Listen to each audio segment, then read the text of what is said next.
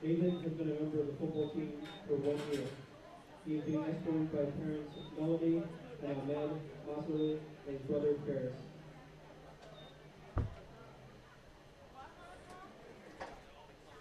Number 72, Michael McQuaid. He has been a member of the football team for 3 years.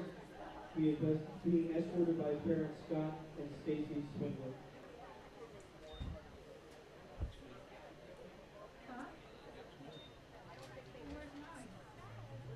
Number 73, Noah Ioribe. Noah has been a member of the Cardinal football team for 1 year. He is being escorted by his parents Melanie and Felix Ioribe. Are you running your clock now? Yeah. No, it starts now. Number 76, Brad Huber. Brad has been a member of the Cardinal football team for 3 years. He is being escorted by his parents Cindy and Bob Huber, as well as brother Zachary.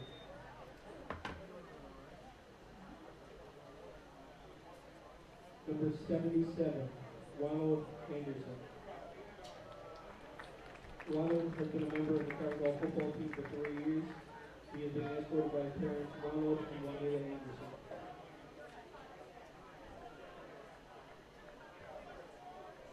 Number 78, Bane Mullen. Bane has been a member of the Cardinal football team for 2 years. He is being escorted by his parents Patrick and Jamie Mullen.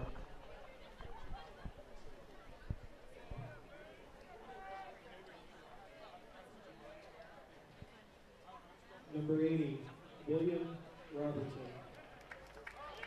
William has been a member of the Cardinal football team for 2 years. He is being escorted by his parents Kelly and Bruce Robertson, as well as his brother Andrew.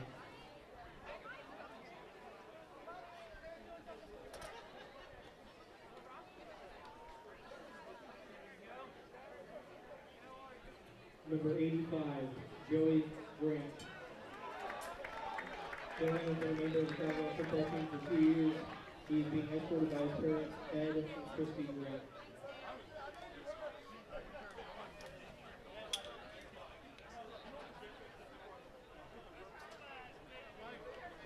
Number 88, Keaton Iron. Keaton has been a member of the Cardinal football team for 2 years. He is being escorted by his parents Jeff and Kira Iron.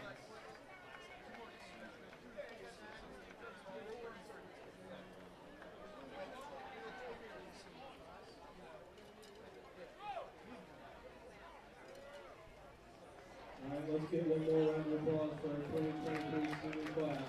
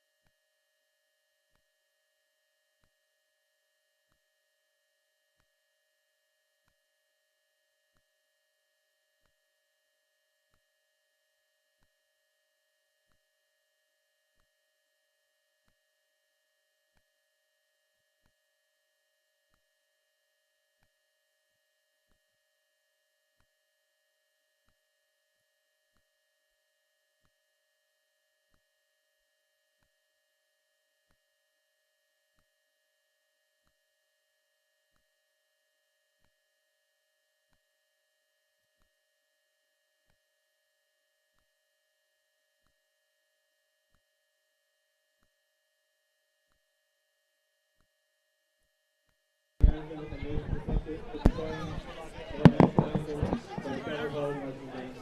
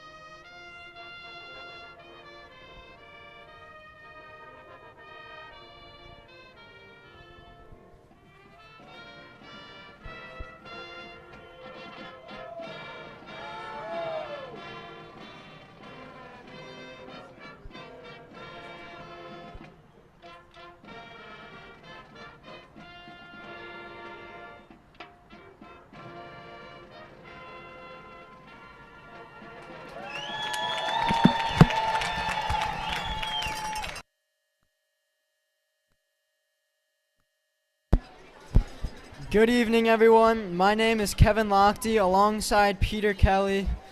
We've got a great matchup today. Could be pivotal when it comes to the playoff seeding. Calvert Hall taking on MSJ. Calvert Hall projected number 3 at the end of the season for the MIAA conference, and MSJ projected to be number 2. So this game could flop that. Number 2 seed will host a playoff spot as well. Peter, it's a great atmosphere here tonight so far. Lots of students have come out to support the Cardinals, especially on this senior night. These guys are really fired up. Yeah, it's a massive game for them. Yeah, it's like you said, it's senior night. A lot of parents here, a lot of family came from far away. Hopefully the Cardinals can get out early so we can get some of these seniors in and, just as kind of like final send-off before we get into the playoffs. So, yeah, it's going to be great tonight. Really looking forward to it. Two great teams kicking off. A little squiv kick to start. Lewis with the return. A little bit of room past the 50. Good start for the Cardinals. That squiv kick but was by number 73, Nolan Nenkiewicz. The special teams off to a good start. Some good field position for Brannick and the offense. Yeah, I don't know if I love the move there. I don't know if they were trying to catch him off guard, but the way Calvert Hall does it is they usually have a bunch of their starting wide receivers out there on the field, and as you know, once those guys get the balls in their hands, they can make some plays. And that was senior Donovan Lewis kicking off a great start to his senior night. Brannick going to be behind center. Dorsey in the backfield. Start off with a pass, incomplete. Intended for Joey Grant, the senior tight end. Yeah, a bit of a different look tonight. In the past, we've seen Chris Hewitt out there, the freshman, with Caden Barmer and Lewis and Oliver Red as the wide receivers, but a couple of seniors out there that weren't out there the last time I announced. It's Joey Grant, and it also looked like Sam Williams, who had a long touchdown in the Gilman game last week. Yeah, on senior night, you really love to see these seniors getting some play time. Brannick going to hand that one off to Dorsey. Dorsey with some room. Going to be brought down about 4 Gales in the area. Solid pickup there.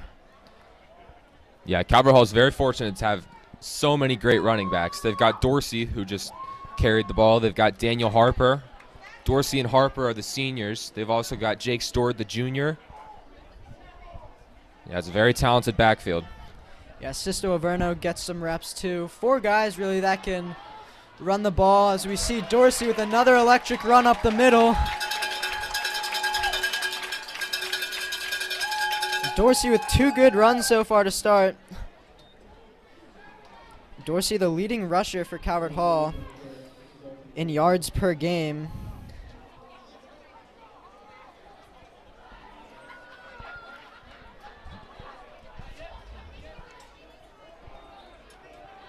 Averaging about 55 yards per game. Not going to get much there. Just Dorsey again. Third straight carry. Yeah, I mean, he did really well in his first 2 carries, so might as well give it back to him. They only had 2 wide receivers out, so it's a higher probability that it would be a run play, and they had number 80, Will Robertson, the senior, blocking for him there.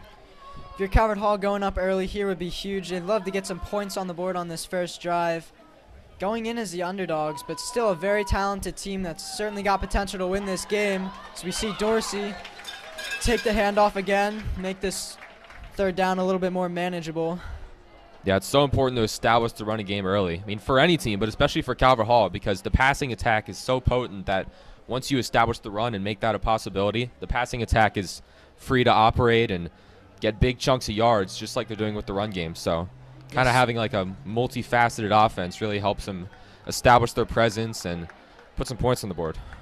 Yeah, so many options at wide receiver. You've got Lewis, Barmer, Chris Hewitt, the stud of a freshman. And Dorsey again. Not much there. I'll bring up second down and about 9.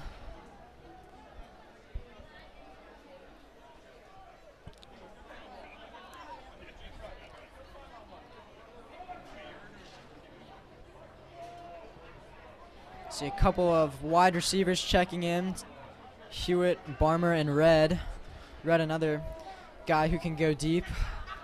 Well, the chains are reading 4th down, so it looks like it's 4th down and about 5. So if it is 4th down, it's a big play early on in the game. It's going to be completed.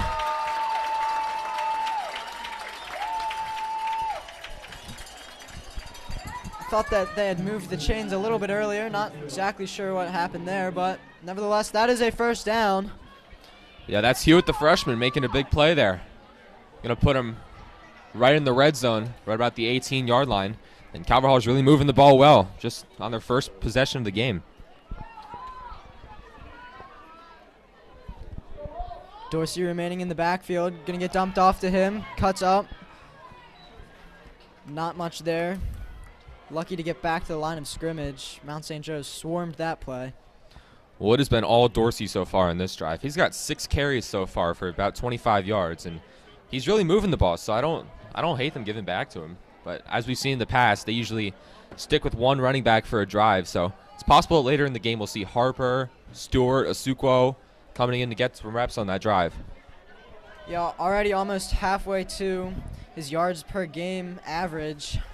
As we see him take it again, it's got a little bit of room. Now inside the 20. As you mentioned, a lot of times with Calvert Hall, they have a new running back every drive, so Dorsey generally starts the game, but all 4 running backs generally get in for an entire drive. Really keeps their legs fresh. Right now we're seeing a heavy dosage of Dorsey, the senior.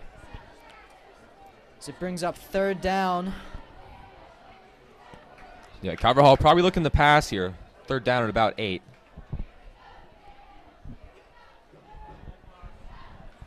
Brennick with the snap. Looking, scrambling right. Firing, and that ball is going to be tipped at the line of scrimmage. Number 52, Darren Underwood, getting his hand on that one. See if the field goal unit comes on. We are going to see the field goal unit come out. We're going to see Dylan Manna, another senior, try and boot this one through the uprights. Yeah, it's about a 34-yarder here. I mean, he's definitely made it in warm-ups and in other games, so hopefully he can get the Cardinals on the board. Oh, and the snap is muffed. This is going to go nowhere. Looked like a high snap. Not the start you want if you're Calvert Hall. Mentioned in our last home game, there were some problems with the kicking unit. And off to a slow start here. Still a positive drive, though. moving the ball down the field and starting in good field position, but that one really stings, not even getting 3 points. So we see the MSJ offense come on out here. It's going to be a handoff for the first play of the game to running back Bryce Cox. Yeah, the running attack is led by Bryce Cox and then Zion Williams. They have been the key contributors for the Gales so far this year. And they've got their quarterback Winston Watkins, who wears number 6 and is 6'6". So that's definitely an imposing presence to look out for. Yeah, Watkins can also get it done with his own feet, a mobile quarterback, but also a great pocket passer. So he's going to go deep here, incomplete, intended for Trey Goodridge, one of their top wide receivers. Yeah, Goodridge is actually second on the team in receiving yards with 448, but he has 8 touchdowns on the year. So that shows that he's really, been a deep threat for these Gales, and, just overthrown there by Watkins, but he had him. I mean, that probably would have been a gain of 50 yards or more. He could have been able to break it for a big one. Yeah, just overthrown there a little bit. Goodridge also the touchdowns leader for them with 8. It's going to bring up 3rd down. See if the defense can get a big stop here. Watkins with the snap. Quickly firing and completed with some room to run. Denver Fauntleroy catching that slant, moving the chains.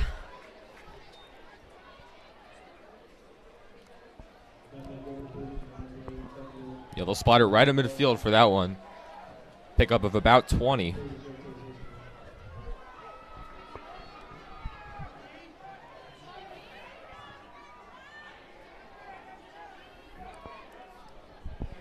Watkins with the snap. Gonna hand it off here. Once again to Cox for a short pickup of about 3.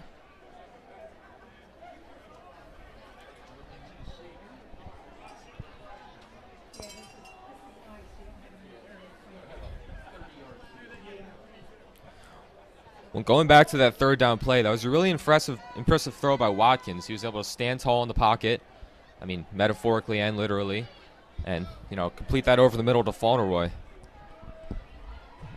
It's going to be a blitz here from the Cardinals, and he's going to break the blitz with lots of running room. That's going to be Zion Williams, the other running back for the Gales. Howard Hall with the blitz up the middle and unable to get to Williams. Huge pickup there. As they move close to the 20-yard line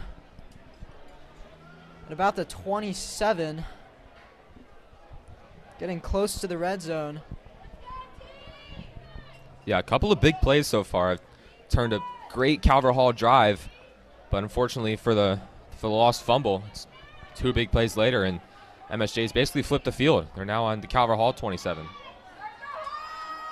Watkins gonna pass this one, going deep, and that's gonna be completed. Touchdown to Trey Goodridge,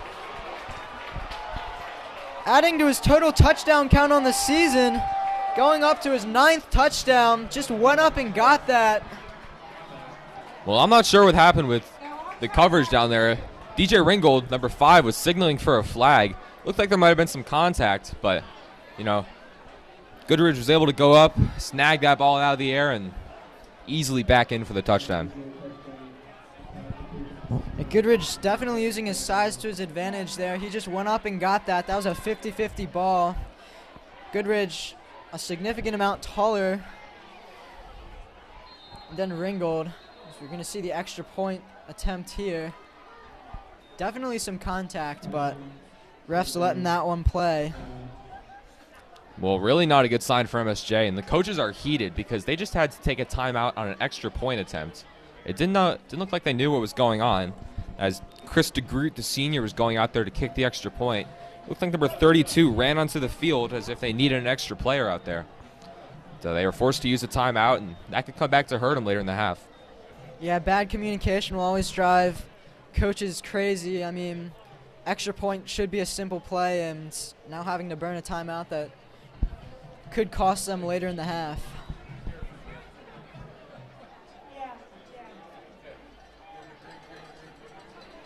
Couple of big chunk plays on that drive for MSJ. 3 chunk plays really going the majority of the field. So now we're going to see the extra point. Oh, a flag is thrown. False start on the offense. Boy, this has just been a mess of an extra point attempt for the Gales.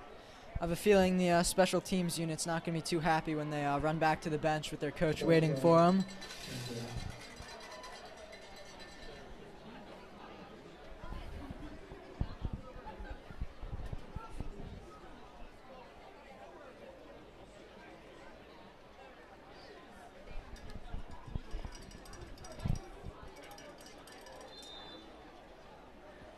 Let's push it back to about a 25-yard extra point attempt, so maybe a little harder for the senior to Groot. Certainly not a give me in high school either. Kick's going to be up, and it will be good. Well, the penalty, the timeout, didn't affect the Groot. He put that through. It was actually almost blocked by number 1, Ricardo Cooper, who came around off the right side, but MSJ with a quick start there on offense, able to score first. Calvert Hall going to have to try and respond, now trailing. Against a team like MSJ, you really don't want to get down too much, or else that deficit will get really hard to come back from. yeah, it was such a big momentum swing when the snap was botched in the field goal.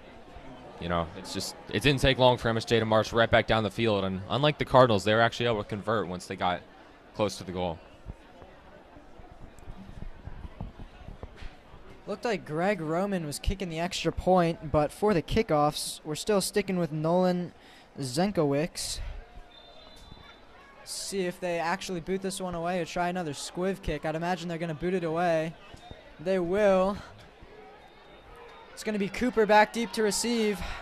He slips. Not great field position for the Cardinals as Cooper slipping there.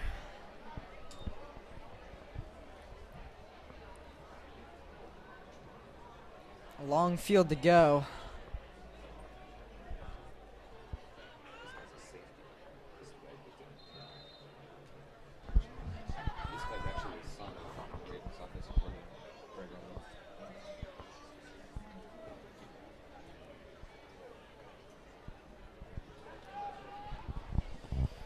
Brannick in the offense back out there. Looks like Dorsey's getting this drive, or at least starting it.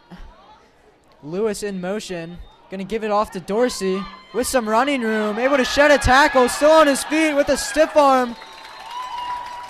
All the way up to the 45. Great run there by Dorsey. Great hole created there by the offensive line as well. Well, if it ain't broke, don't fix it. I mean, last drive, the thing that was working was Dorsey running the ball, and the left side of that offensive line really made some holes. It's number 72, Michael McQuaid out there. Gonna hand it off to Dorsey again up the middle. Short gain there.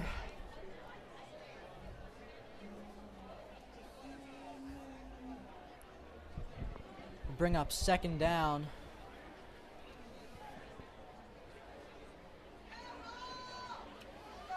Calvert Hall not taking much time in the huddle. Brennick quickly with the snap. He's going to go deep and complete the pass. Oliver Red.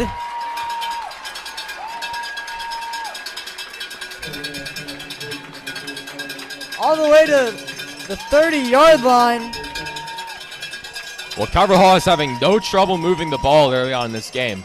A couple big passes from Brannick and Dorsey's big runs. It's making it pretty easy for them to get down the field.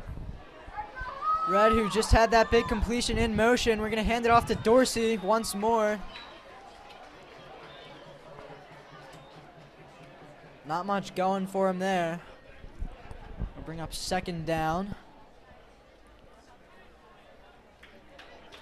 I feel like establishing that run game early, which they've done a good job doing, is going to open up the pass game as this game continues. I mean, they're going to have to focus a little bit more on the run, stack the box a little bit to try and stop Dorsey. That'll create opportunities for some of these wide receivers. So we're going to have a handoff here. Looks like maybe Harper this time in. The other senior running back. Yeah, that's Harper's first carry of the game. Harper injured for a lot of this season, able to come back for his first game against LaSalle 2 games ago. He injured himself in the championship game last year. I believe it was an ACL injury. It's great to see him back here for senior night. Dorsey checked back in though. Will get the carry. Up the middle with running room. All the way inside the 10. He seems to be unstoppable tonight. Yeah, Dorsey's not the tallest guy in the world. He's only about 5'7", but he is so elusive. And he broke out the stiff arm on his first run of the drive, and he actually stiff armed another man as soon as he plowed ahead. So it's been effective, and he's really slippery and able to get past tacklers to make big gains.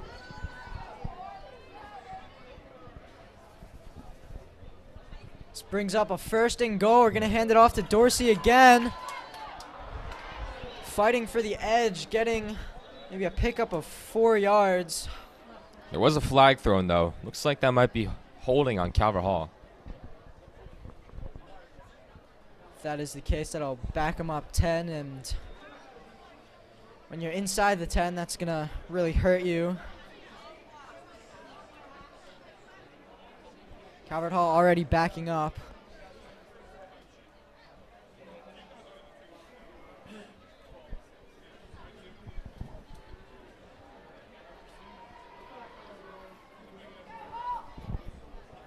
It is going to be on the offense.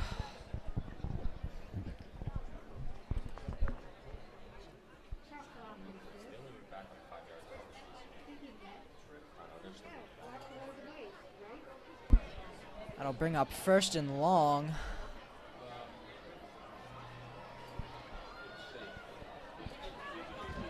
It's going to be 1st and goal from outside the 20. Yeah, it looks like that might have been a 15-yard penalty. So maybe it's something like a personal foul, maybe hands to the face or a face mask. But either way, not ideal for such a big drive to have such a huge setback.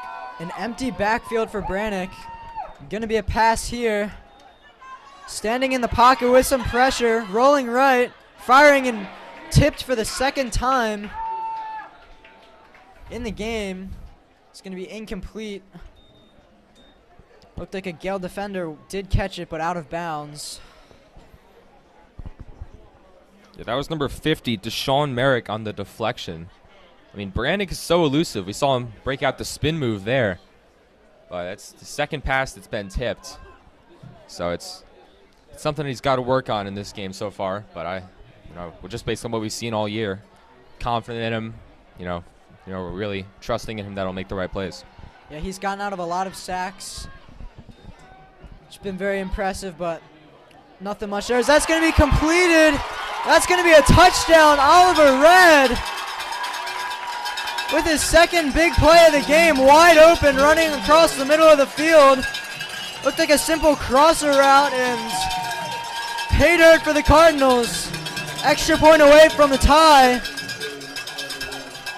Yana going to be on for the extra point. Yeah, big game so far for Red. He's already got 2 catches for 55 yards and that touchdown.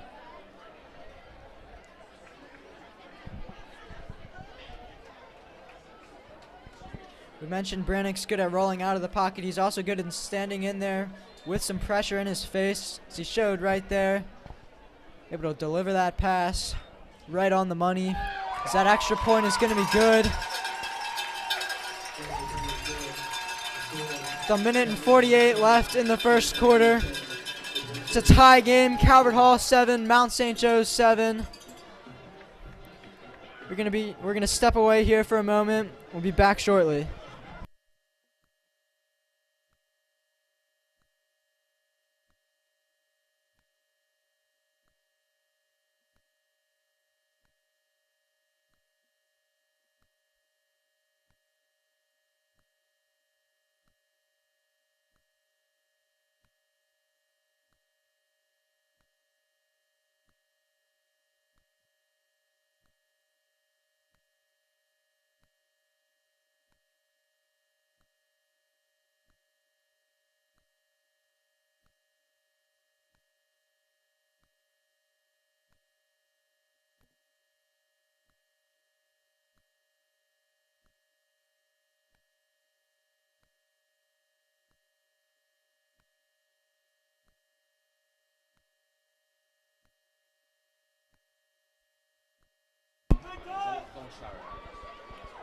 Mano with the kickoff. It's going to be a squiv kick.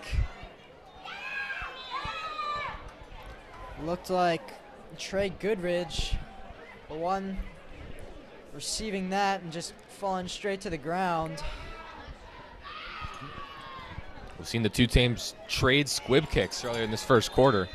It's a bit of an interesting strategy, but it effectively prevents a run back, as we saw Goodridge just kind of willing to give himself up there.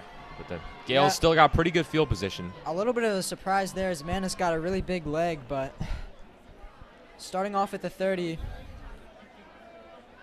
It's Mount St. Joe's. Watkins takes a snap, quickly fires that off to Goodridge. Heard a lot of Goodridge today with the lone touchdown for the Gales. It's going to be a solid pickup of about 7.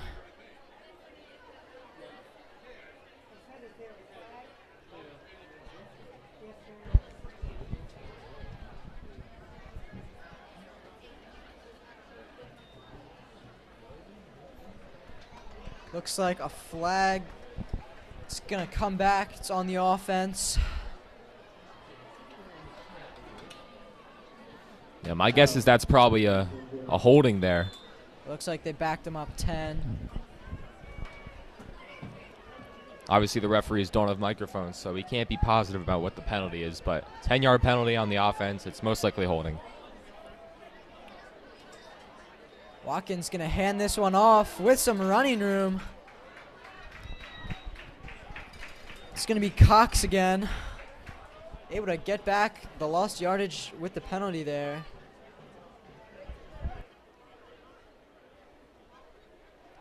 Pickup of about 12 or 13. I think Calvert Hall might have been expecting a pass. Looked like maybe a zone defense.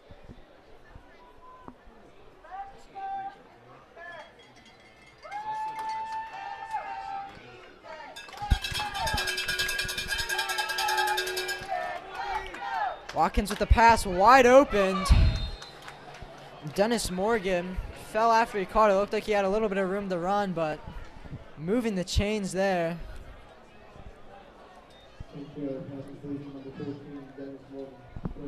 Under a minute left in this first quarter.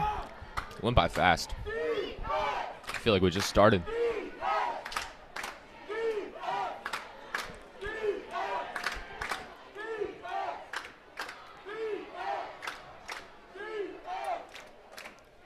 Watkins with the snap. It's going to be a QB sneak. It looked like he stumbled. Not much going there, but still able to pick up. That's a nice hit there by Byron Baldwin. Decent amount. Baldwin had the pick 6 in the last game against Gilman, so he's already making an impact tonight. Patrick O'Keefe also in the area of the tackle. Another senior captain as well.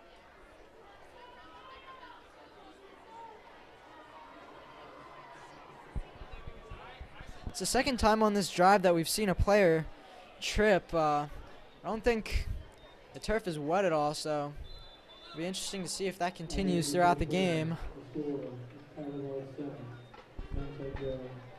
It's going to bring us to the end of the first quarter here. We've got a great game so far, 7-7. We've seen lots of offense. We're going to step away here, and we'll be back for the start of the second quarter.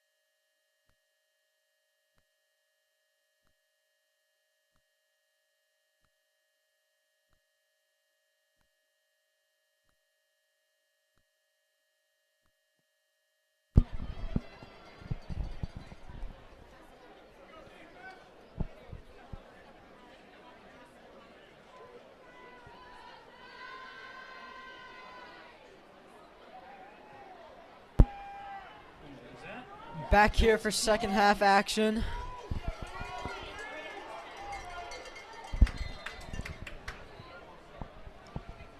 just over midfield.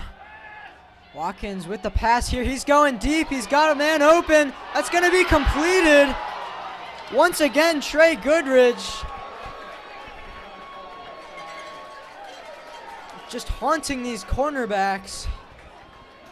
Another big play for Goodridge. Getting open deep downfield. Yeah. Good pass there by Watkins as well. Yeah, Hunter Bowen, the senior, number Looks 6 like in it coverage. might be coming back, though, due to a penalty. That's going to really hurt them. Get the official call, but you see the players already walking back.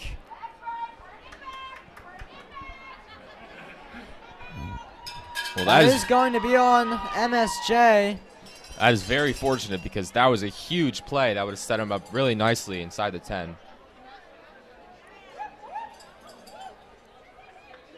It's going to be holding, the official call. Calvert Hall will take that one.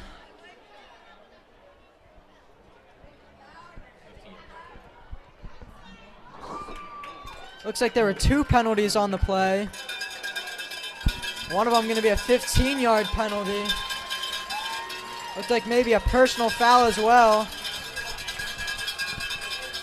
That gets this crowd back into it as we're going to see a handoff here to Williams. Able to get a pickup of about 5, but still a long field to go. Now that penalty, they were tackled inside the 20, and now that took them back all the way to about their own 30.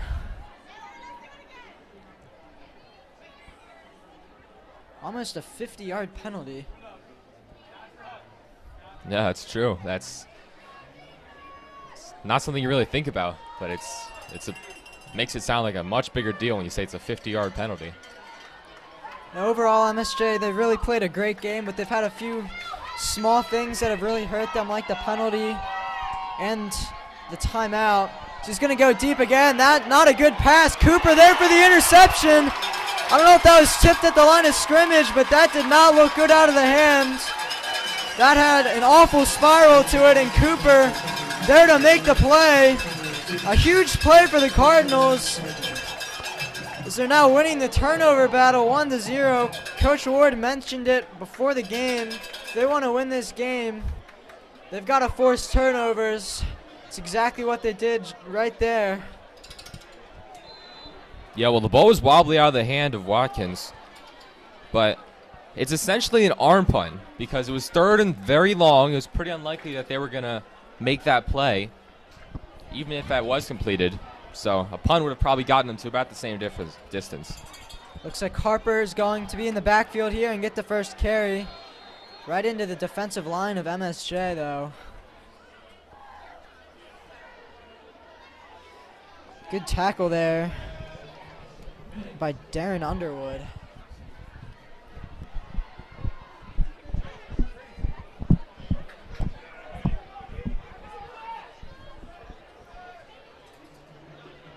Looks like Dorsey might be getting a break for this possession. It's going to be another handoff to Harper. Looking for the outside. Fighting for extra yardage.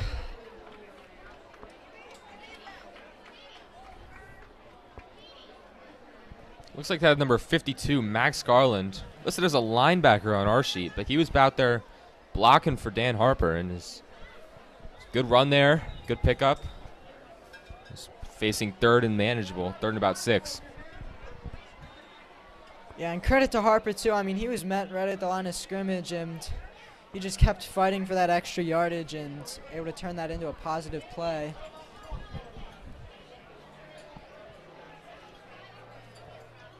Got to expect a pass here.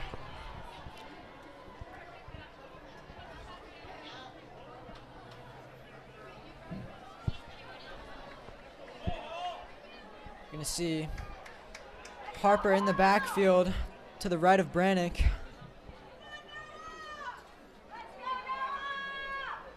Red in motion. Brannick with the snap. Firing that complete to Lewis, fighting for the first down. It's going to be close. I don't think they're going to give it to him. He's about a yard short. It looked like he is about a yard short. I could see Calvert Hall going for it in this spot. Only need 1 to 2 yards here. Looks like they're going to send on the punt unit, though. If they didn't get it here, then they'd be giving it to MSJ with some great field position. So we're going to go with the conservative route here and boot this one off. Looks like we might see a fake to Cooper. Cooper with some running room, a nice move. He's going to pick up the first down and much more, all the way to the 40. I thought there was a chance that maybe they'd run a fake there with just 2 yards needed, especially with Cooper lined up at punter. Cooper not the normal punter. Mana not even on the field for that play, the normal punter. We have seen Cooper punt a few times, but Calvert Hall catching MSJ sleeping there a little bit. And a really nice move by Cooper in the one-on-one in the open field as well to get that first down. Yeah, I mean, it was a great play call there. Gutsy call by Coach Ward. It looked like Cooper was going to be stopped short, about a yard short if he kept going the way he was, but he cut back to the left and was able to pick up like 15 more yards. When you're playing a team like MSJ, I feel like you've got to be aggressive. It looks like that's going to be delay a game on the offense. After a big play like that, a lot of times you really got to rush the line of scrimmage to get the play off. They'll bring them back to midfield here. Empty backfield for Brannick.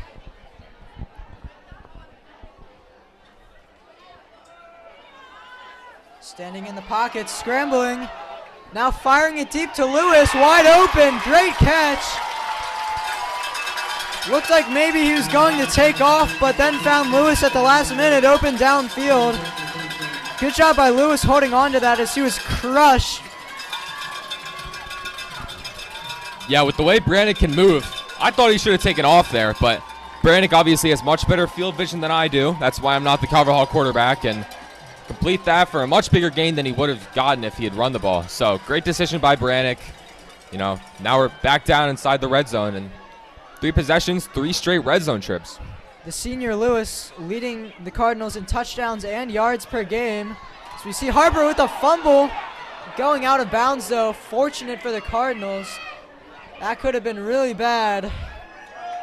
That's John Asukwo carrying the ball there, and that was very, very fortunate that that ball took a lucky bounce out of bounds, because that would have just been an absolute killer for just such a good drive. I think that actually might have been Harper. It was 28, not positive. Oh, yeah, good call. Was Harper, and staying in the backfield. We'll see if he can bounce back on a play here. Gonna give it to him. Cutting up field, not much here. Still fighting for yardage though, not down yet. Slammed down there at the end of the play. A little bit of shoving after the play. And there's gonna be a flag. That was a late hit on Harper, and Calvert Hall teammates not liking that at all. We'll see who this call is on. Got to imagine it'll be a personal foul on one of the teams, maybe both.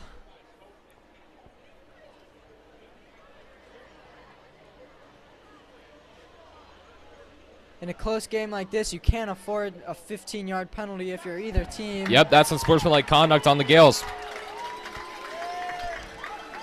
And that'll only be half the distance because they're so close to the goal line, but that's a big difference. It'll give them a first down from right about the 8-yard line. That's got to drive a coach crazy. I mean, that would have been 3rd down there. And now giving a free first down. Many more opportunities now for Calvert Hall to take the lead here.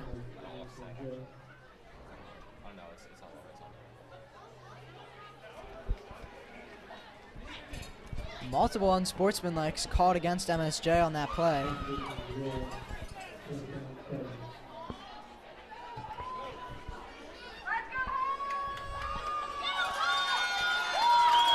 Dorsey back in the game. I've got to think he's getting the ball right here. He's been great so far this game. the run game's really worked. They are going to give it to Dorsey with some running room and into the end zone. I don't even think he was touched. That's going to give the Cardinals the lead. Dorsey and Brannick both fired up. 14-7, barring the extra point. Huge drive there by Calvert Hall. And it started with the interception. You can't forget that. Ricardo Cooper with the nice interception, setting up great field position and stopping an MSJ drive. Turnover is such an important part of the game. Well, I can't imagine how huge this start is for the Calvert Hall offense, too. Last week against Gilman, they came out firing, but the weeks leading up to that, against Spalding, only 7 points. Against LaSalle, I think they scored 20 in that game, and against Mount Zion, they scored 21 in that game. But it's just the offensive firepower is back, and it's in full display tonight. Mana on for the extra point. O'Connell with the hold. Kick's going to be up and good.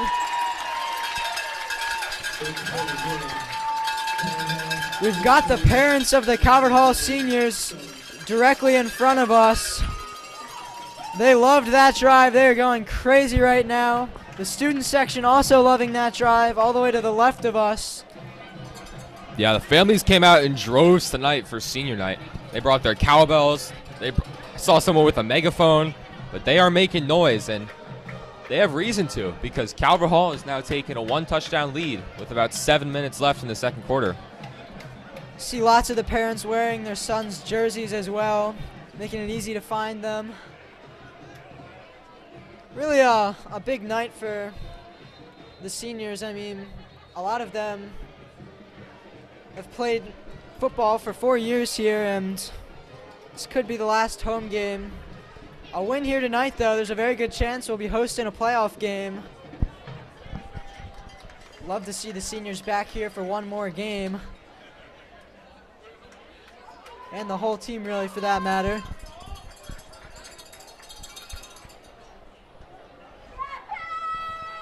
Well, I wouldn't count MSJ out just yet. I mean, just based on their scores, they put up a lot of points this year.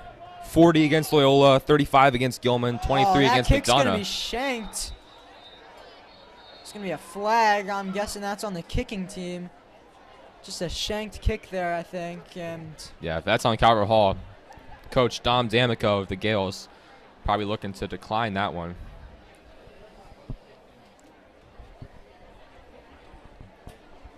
Certainly don't want to give good field position to MSJ, but as you mentioned, this game certainly far from over. Only a one-possession game. Mount St. Joe's more than capable of coming back. One of their most recent games, 40-0 against Loyola. They're more than capable of putting up points. Really, all of their conference games, they've won big, beating Gilman and McDonough by a lot as well. Looks like gonna opt for a re-kick here. Yeah, I'm not sure what the call was there, but they will re-kick it about 5 yards back. I think I probably would have accepted that, but or rather declined that, but coach is gonna accept that, and Mana with a squiv kick again. It's hard to tell whether these are intentional at this point. I think it seems strange to squib the ball twice in a row, but they do have some fearsome returners. They've got Zion Williams and Bryce Cox, the two running backs, along with number 7, Trey Goodridge, who's already had the 2 big plays. One was called back, but maybe they just, they don't want to take any chances. They want to give them the ball at the 40. They feel good enough that their defense can stop them. I think that one might have been intentional. It looked like he just hit a line drive. It looked like maybe they were even trying to hit a MSJ player to try and force maybe an onside kick, but the MSJ player getting out of the way. Now setting up at their own 45. Great field position for Watkins. Watkins going to take off. Lowering the shoulder when you're 6'6", I feel like you can do that. Fighting for some extra yardage there. But good pickup. That's a nice tackle there by number 9, Darius Smith. Not afraid to engage with the quarterback. I mean, as we've seen at the college level and the NFL level, it's a bit risky to tackle the quarterback because, a bunch of extra rules in place to protect him. But Smith was not afraid. He went right at him, paid off. He brought him down. And you've got a 6'6" player running at you full speed, and you're able to make that play. That's really big for the defense, really setting the tone. Watkins with pressure in his face. He's going to get sacked. Nice play there.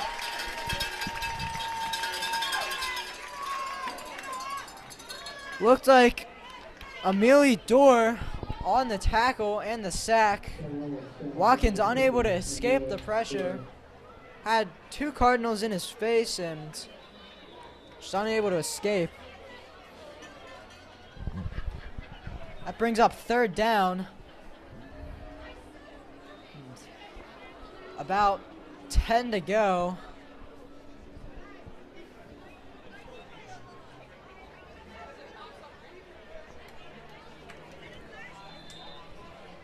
Still a little over 6 minutes left in the half. Calvert Hall would love to get the ball back here.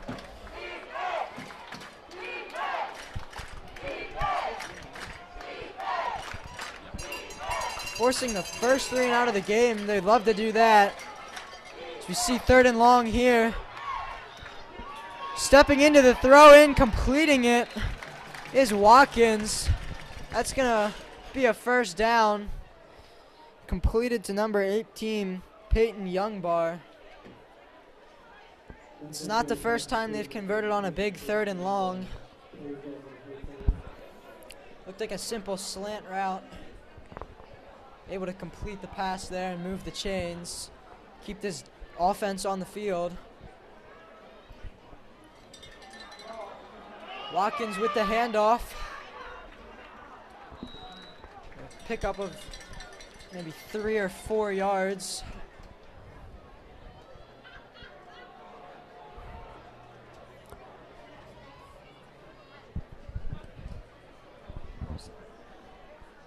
We'll just talk about Watkins for a second. Watkins has been great on the year. He's a junior, and has 1,400 passing yards on the year, which is good enough for 5th in the state. He's got 17 passing touchdowns, 2 rushing touchdowns. He's just been pretty solid all year. He was the Baltimore Sun Player of the Week after they beat Loyola 40-0. He threw for 250 yards and 5 touchdowns. Yeah, he's really helped this team in their successes. I mean, they're the number 7 ranked team in Maryland, number 3 ranked team in Baltimore. And I feel like it all starts with quarterback. I feel like in order to be a top tier team, you need to have a good quarterback, and he has certainly brought that to this Mount St. Joe's team. Imagine he'll certainly be a problem for opposing defenses next year as well as a senior.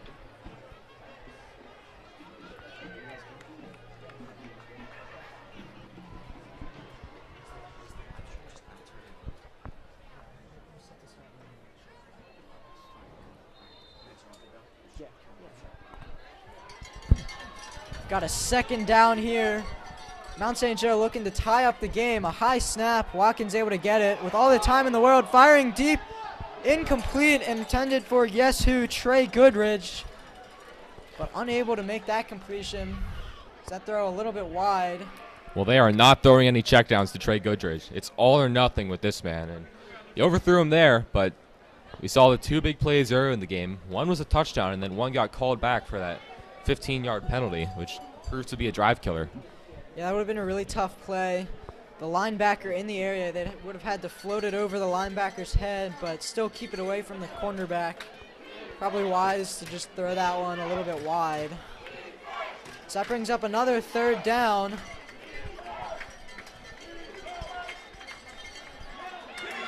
Immediate pressure, that's going to be incomplete. Good pressure there by number 33, Zaire Daniel. Transferred here last year. Just running right up the middle, unblocked.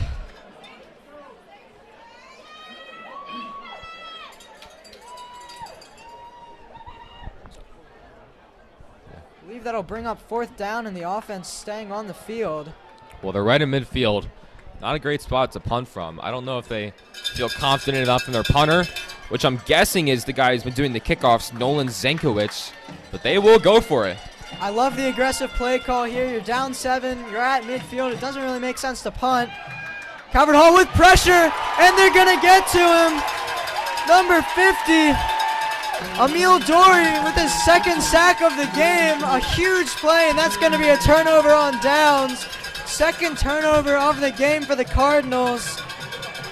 And they're going to be setting up shop at midfield with just about 5 minutes left to work with. They have plenty of time. Well, that was the ideal situation for the Cardinals. I mean, going for it on 4th and 8 is gutsy, no matter where you are in the field. And Watkins just really didn't have any time. The line kind of crumbled. Door came forth with the pressure. And he opened the door, pun intended, definitely, on the Calvert Hall's new drive. Back-to-back blitzes by the Cardinals, getting to the quarterback. As they take over on downs here. Brannick with lots of time rolling right. We see a flag down. That's probably going to be holding with the amount of time he had there. Yeah, Looks Sahir like West for the Gales is signaling that it's on Calvert Hall. will be holding. Sahir West is interesting because he is this team leading. He leads his team in sacks with 9, but he's also the varsity lacrosse goalie. Yeah, not just leading in sacks, also leading in tackles per game at 8.7. He is one of the main contributors on this defense, the heart of this potent defense. Yeah, we haven't really said his name a lot tonight on defense, but then again, we haven't really said anyone's name tonight because the Calvert Hall Cardinals have just moved the ball so well that hasn't really been a lot of defensive playmakers getting their chance to shine. I believe he's only a junior as well. Now, I got to imagine this MSJ team is going to be looking really good next year. Got a lot of big names staying as juniors as Harper takes that one up the middle for a short gain.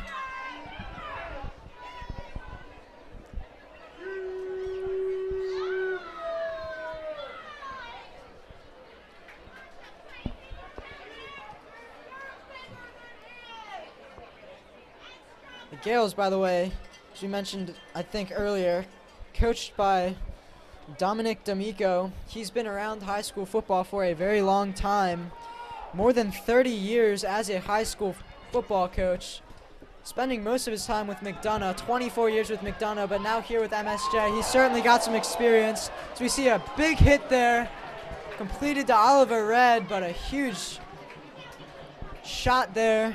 Yeah, Farrell Gilliam delivers the boom on that one. That is a big hit, and I'll force a 3rd and very long for the Cardinals. I mean, you got to think they'll look deep here. Backed up by the penalty. I mean, I would agree with you, Peter. They're probably going to look deep. I think there is a chance that maybe you're interested in going for it. You try and pick up like 10 yards to get to midfield, and you'd be in a similar situation as MSJ was last drive. Brannick in trouble, rolling, firing, completing that. Lots of running room. Number 15, Chris Hewitt, the freshman. Freshman standout. He's going to be really good for a long time for the Cardinals. Already with an offer from a Big Ten school, Rutgers. Just as a freshman, that just shows how much potential he has. Well, aside from that first drive of the game, it's pretty much the normal wide receiver set for the Cardinals. You got Barmer, Donnie Lewis, the senior, Oliver Red, who's a couple of big plays, and now Hewitt making a difference. Haven't heard Barmer's name yet today, but certainly a big player. As Harper dropping that one, looked like he had his eyes downfield as he had some room to run. Yeah, I mean, Daniel Harper was about to get lit up. Looks like by number 12, Ashton Mayu. But, yeah, he would have gotten absolutely blown up. So my guess is his eyes were there, and he just couldn't follow through in the catch. Calvert Hall's eaten up a good amount of time on this drive. Just 2.5 minutes to go and no 2-minute warning in high school. They'd love to really hold on to the ball for the rest of this half. Go into the locker room with a lead. But Yeah, to do that, they're going to have to convert on this 3rd down. Yeah, even if you can't score points here, it's a win in itself to keep the ball for the rest of the half, go in up 7, regroup. I mean, honestly, I don't think they'll make much adjustments because it's been working so well so far. I mean, the defense has played great. Brannick's made a couple nice throws. Dorsey and Harper have teamed up to form the rushing attack. Got to expect, I mean, 3rd and 2, you could run, but I really think it's going to be a pass here, and it will be. Stepping into the throw and incomplete. Intended for Caden Barmer, trying to get his first completion of the game. Now we're going to see a flag after the play. That's going to be unsportsmanlike on one of the two teams. I don't know who. Looked like a couple of guys were jawing back and forth. Think it might be on Calvert Hall. It will be. It would have been 4th and 2 from the 35-yard line. It looks like maybe offsetting penalties. Well, Calvert Hall is moving back regardless, so I'm really not sure They've called what the issue is. an unsportsmanlike on both teams. And now they're going to call another unsportsmanlike on Calvert Hall. So that's 2 unsportsmanlikes on Calvert Hall and 1 on MSJ. Well, that is confusing. And I feel like 4th and 2 on the 35, you would have been going for it.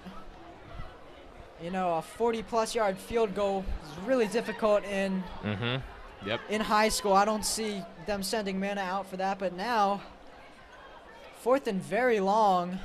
I'd have to imagine the punt team's coming on. You just went from going for it on 4th and short, and if you convert there, you've got the ball for the rest of the half and are likely scoring points to punting the ball away. On an unsportsmanlike conduct penalty, that's really got to sting. Well, number 11, Sahir West, is taking it upon himself to be making some of these calls. After every whistle blown, he's automatically pointing at the Calvert Hall team.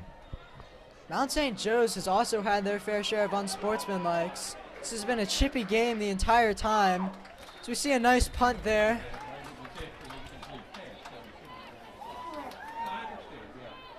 By Carter O'Connell. Seeing him get his first action of the game there. MSJ's got a big field ahead of them with just 1:40 to go. But they're certainly capable. They're known for the deep ball, and we've seen Watkins connect with his number 1 receiver, Goodridge, a few times. They connected on a deep ball earlier, but called back to a penalty. If I'm Calvert Hall, I would be double covering Goodridge throughout this drive. Oh, no doubt. I mean, Goodridge has killed you so far. I mean, he's been the biggest playmaker for the Gales so far, and he's definitely the top priority for this offense to get the ball to him. It's going to be a handoff for the first play of the drive. Still have 2 of their timeouts. Remember, they lost a timeout earlier on the extra point. Now, on the 2-minute drive, I would imagine that is absolutely going to come back and haunt them. Yeah, it doesn't look like they're super urgent here. I mean, the clock is running. They are very far away from even field goal range, let alone scoring a touchdown, and haven't called a timeout. Looks like they might just try to go into halftime. That thrown behind the receiver, claiming he caught it, but the refs not agreeing. I don't know about that one. It looks like he caught it to me. That's number 8, Denver Fauntleroy. Yeah, I thought he had pinned it as well, but the refs do have the best angle. Well, I am not complaining. That definitely helps out Calvert Hall. It forces 3rd down. Now that it's 3rd down, I mean, Calvert Hall could get a stop of their own. I mean, it's 3rd and short, but if they get the stop, they're getting the ball back with good field position. Yep. I don't think we've seen the punt so far, right? I mean, we saw the interception. We saw the sack on 4th down, and we saw the touchdown. I think those have been their 3 drives so far. Yeah, they've been very aggressive, and no punts. They are going to... Looks like... Well, the line judge is running in. It's going to be close. I think they got it. Yeah, they're right at the line to gain there. Not moving the chains yet. It'll come down to the spot. They're calling it 4th down right now. Well, they're not going to give it to him. They're going to be just barely short. This will be a really interesting call if they don't give it to him. It looks like they are now going to move the chains. Would have been really interesting to see if they had gone for it there. Only Yeah. needing less than a yard, but Yeah, but I think that's inside the their right call. 20. I would agree it's the right call to give him the first there. I thought he had it. It just took him a little bit to officially give it to him. It looks like it won't even matter. The clock is running right about 30 seconds. You've got to go 70 yards in 30 seconds. I don't see it happening. Yeah, I really don't like the play calling here by MSJ. I mean, you had the ball with 2 minutes, a little more than 2 minutes left, and you essentially just bled the clock out. You've got such a good offense. I really don't know why they weren't a little bit more aggressive. Well, at the same time, on their first drive, they had that touchdown. But other than that, they haven't really moved the ball at all. I mean, a couple penalties, taking a couple plays back, big stops on 4th and 3rd down, and they're just going to go into halftime here and try to regroup. They will get the ball to start the second half as they deferred the start, so they'll really look to start the momentum up in the second half.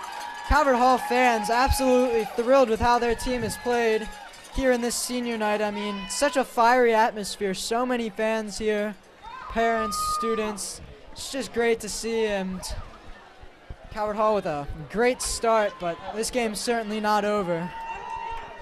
Yeah, absolutely. I mean, it's definitely been a dogfight so far. Calvert Hall, I think, has been more successful moving the ball, and their defense has been more successful stopping the ball. So I feel like Calvert Hall's got to go into halftime thinking that this is a successful first half. Obviously, Coach Ward's going to want some things to be cleaned up, but, I mean, if you're Calvert Hall, you probably got to feel good about where you are right now. We're going to, looks like a standing ovation for the Cardinals as they head into the locker room by the lively student section. We've got the Calvert Hall marching band performing here at halftime. We're going to step away here until the start of the second half. Yeah, just like you said about the marching band, they have the Maryland State Championships tomorrow here at Russo Stadium, so definitely come out and support them. I think they'll be performing at 4. Championships run from 12 to 5 when the final judging will be announced. So, it's definitely important to come out and support these guys because they've been putting in work, and enjoy their performance, and then we'll get on to the second half. Yeah, much like the sports here, the band is very impressive. I believe that they are the favorites to win this competition, as they usually are, and get a glimpse of what they can do here in the halftime show. We'll see you for the start of the second half.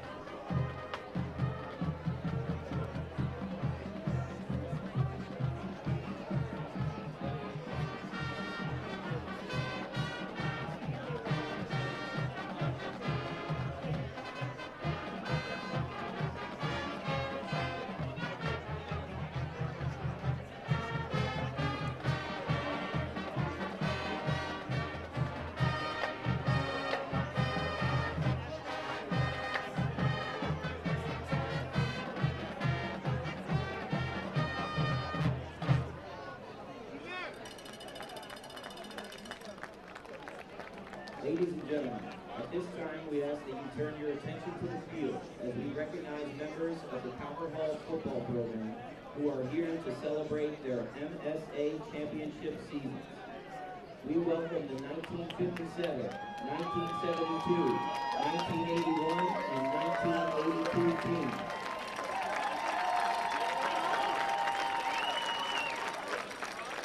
The 1957 team is celebrating their 65th championship anniversary. This team had an overall record of 4-1-3, with significant wins over Mount St. Joe and City. They tied Loyola 7-7 in their final game of the season. Congratulations to our 1957 championship team. Our 1972 team is celebrating their 50th championship anniversary. This team had an overall record of 7-3 and defeated Poly in the championship game with a stunning last-minute defensive goal line stand. Congratulations to our 1972 championship team. Our 1981 team is celebrating their 40th anniversary. This team had a dominating overall record of 10-1. They defeated Poly, who was ranked #1 in the state, by a score of 35-13. The team ended their season with a decisive victory over Loyola, 21-0. Congratulations to the 1981 championship team. Our 1982 team is also celebrating their 40th anniversary. This team had an impressive 9-1 overall record. They beat Virginia's top-ranked team, Woodbridge High School, in a dominating fashion with a 36-7 win. Calvert Hall's Richard Scherr scored 5 touchdowns in this game, tying the record for the most touchdowns scored in one game for a Calvert Hall player. This team defeated Loyola 23-6 at the end of the season. Congratulations to our 1982 championship team. Let's give our 1957, 1972, 1981, and 1982 teams one last round of applause. Congratulations, Cardinals.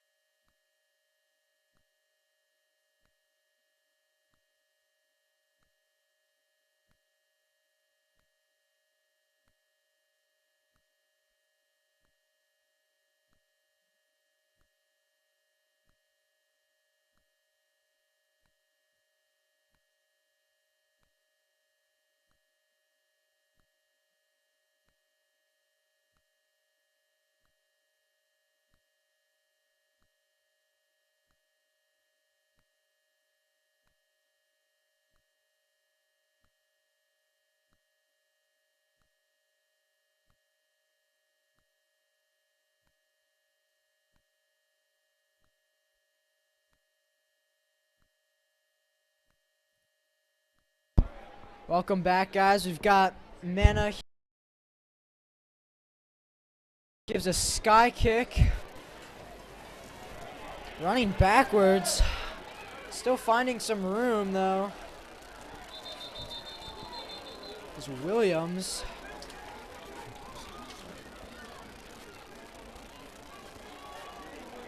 That's Jermaine Anderson on the takedown along with Cooper.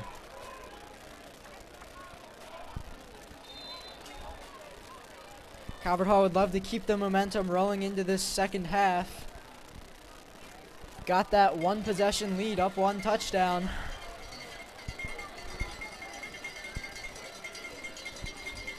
Watkins with the snap and a quick pass completed to Goodridge, but Goodridge running backwards and not getting much. A little bit of extracurricular activity between Cooper and looks like number 9, Ronald Brown. Just shoving each other after the play. No call though.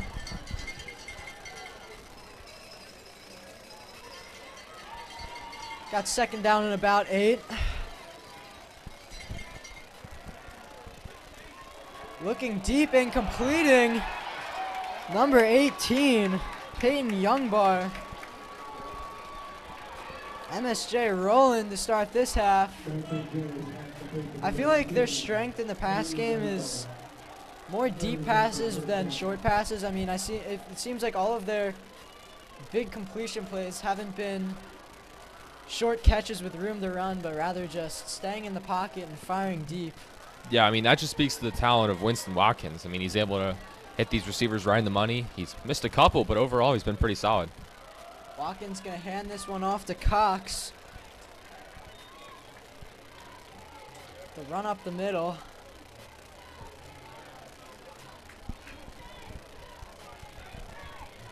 Mount St. Joe's brought some cheerleaders to the game to get their student section into it. Student section not as big as Calvert Hall's, but still have some guys there. Mount St. Joe's an all-boys school, so I'm not exactly sure where they came from. I'm guessing maybe Mount DeSales. But they have a lot of them. I'd say about at least 20 cheerleaders. So you're going to see a quick pass off to Goodridge. A nice move, still on his feet.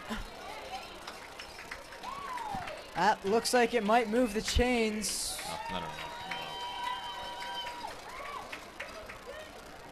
No, it looks like it'll bring up third down. Yeah, even after all that dancing around, because he was basically a lateral throw, like the throw didn't really get much further in the air. After all that moving, he almost barely got back to the line of scrimmage. So that'll bring up third down at about 5. This is big for the Gales because I can't imagine they'll try a field goal from here. Yeah, I would have to imagine they'd go for it in a situation like this. It really looked like they got a lot more yardage on that play than they did. Just caught it so far behind the line of scrimmage. And that's going to be incomplete. Great play by Ricardo Cooper, showing his senior leadership there. Able to punch that ball away. Well, as it is senior night, I've been given some fun facts about each player. And Ricardo Cooper was asked to give some advice for a freshman here at Calvert Hall. And he told them to enjoy the time in high school because it flies by fast. He said he still remembers when he was a freshman, and you know that's definitely true. I mean, I'm only a sophomore. Kevin, you're a senior, and I think we can all attest to the fact that it goes by a lot quicker than you think. Yeah, as a senior myself, I can definitely say that the time really does fly. I can't believe it's already senior year, and Cooper, oh my goodness, I don't know. Looked like Cooper had the interception, and then somehow MSJ came away with it. Looked like it was in Cooper's hands and then maybe ripped away. I'm not even sure if that was a completed pass. It looks like it might have been. I thought for sure that was going to be an interception. That was a bizarre play. Cooper had 2 hands on it. It was kind of, they were both fighting for it, and Cooper tried to pull it in, and I think in the process he ended up knocking it up and right into the hands of his receiver. So it's a big momentum shift. That's some tough luck for Calvert Hall. I mean, looked like maybe an interception, and then the wide receiver just ripping it out of Cooper's hands. Really impressive play there by the offense. We're going to see a timeout called here by the Cardinals. And an incredible catch by number 9, Ronald Brown. I mean, I didn't think that had a chance of being caught just based on the way Cooper defended it, but Yeah, some just really incredible unlucky. awareness. And yeah, Brown stuck with it and was able to pull it in.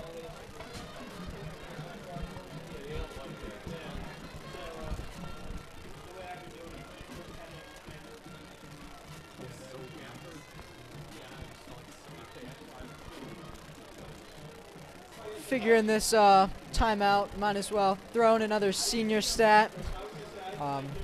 Leading wide receiver for Calvert Hall, Donnie Lewis, his favorite pregame thing to do is his handshake with quarterback Noah Brannick. These two really good friends on and off the field.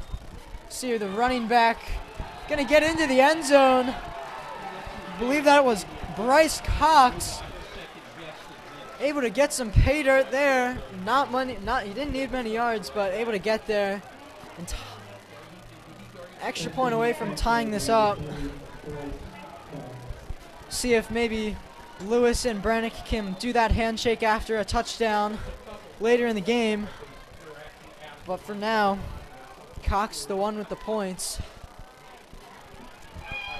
Well, that's a big statement drive by the Gales to come out here and put some points on the board.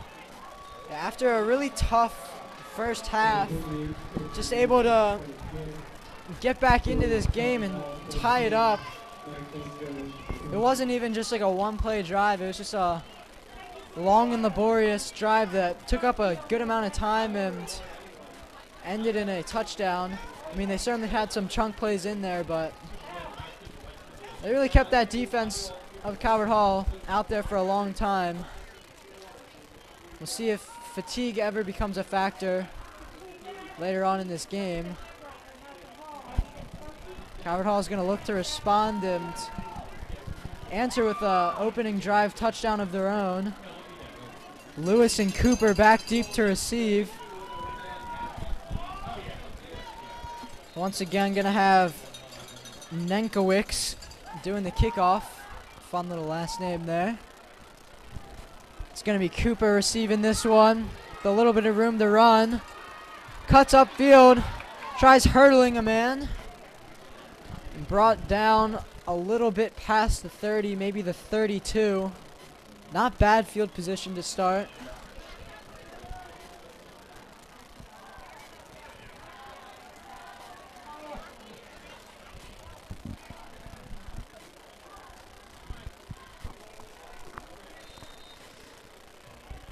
Peter, do you think Calvert Hall is going to try and continue to establish the run here? Do you think it's going to be more of a pass-heavy offense here in the second half? There was certainly more run-heavy in the first. Yeah, I mean, if you mean by establish the run, just keep running the ball, then that's exactly what I would do. I mean, it's so important to get the ball on the ground and make that a threat before you can start to pass effectively. But they really did well in both in the first half. We're going to see Dorsey again. Dorsey's gotten the vast majority of the carries in this game. Haven't seen much of Sisto Averno in this one. Haven't seen much of Jake Stewart either. I've seen a little bit of Harper. As you mentioned, I think the run and pass really go hand in hand. If the run game is working, it really opens up the pass game. The same with the pass game really working, it opens up the run game. So keeping both sides of the ball working be really important. They did a good job of that in the first half. It's Dorsey up the middle.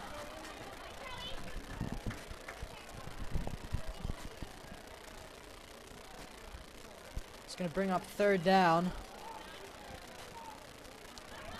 About 4 to 5 yards to go. Yeah, I mean, this would be a big stop for the Gales here to drive all the way down that touchdown and then force a 3 and out on the next drive. I mean, seems like almost all the momentum would have shifted, even though it's only a tie game.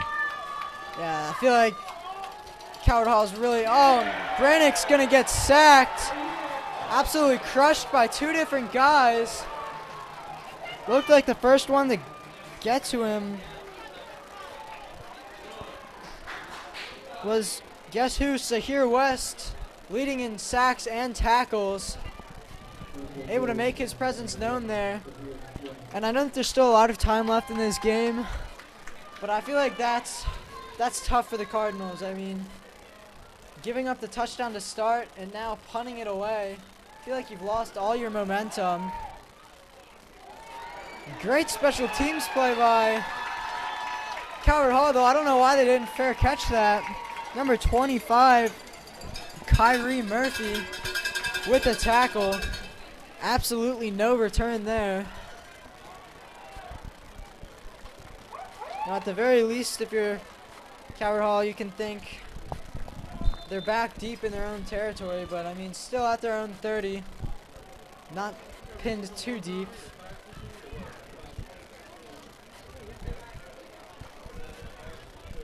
His defense would love to get a quick stop, let the offense back onto the field. And Cox with a big run to start this drive. Nearly picking up the first down, a pickup of about 9. They really do have a good 1-2 punch with Cox and Williams. Williams the leading rusher, but I mean, I feel like it's pretty even in the carries.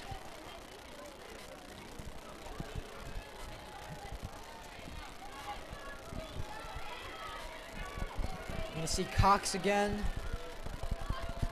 for this play, but Watkins gonna pass, has lots of time, now scrambling, gonna slide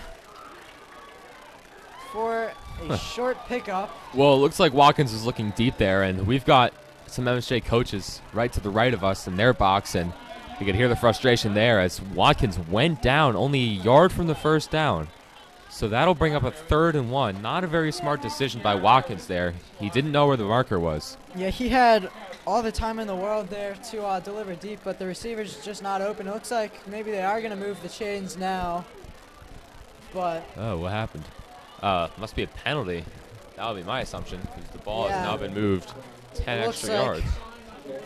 I don't know what the penalty would have been on it. It was an awkward slide down by Watkins, but it didn't look like anything dirty from Coward Hall, so really not sure what the call was, but Mount St. Joe's with a fresh set of downs. It's going to be dumped off to Cox with a pickup of about 5-ish. He's got those bright yellow gloves on, and with the white and purple, it really seems like an LSU uniform. Yeah, absolutely.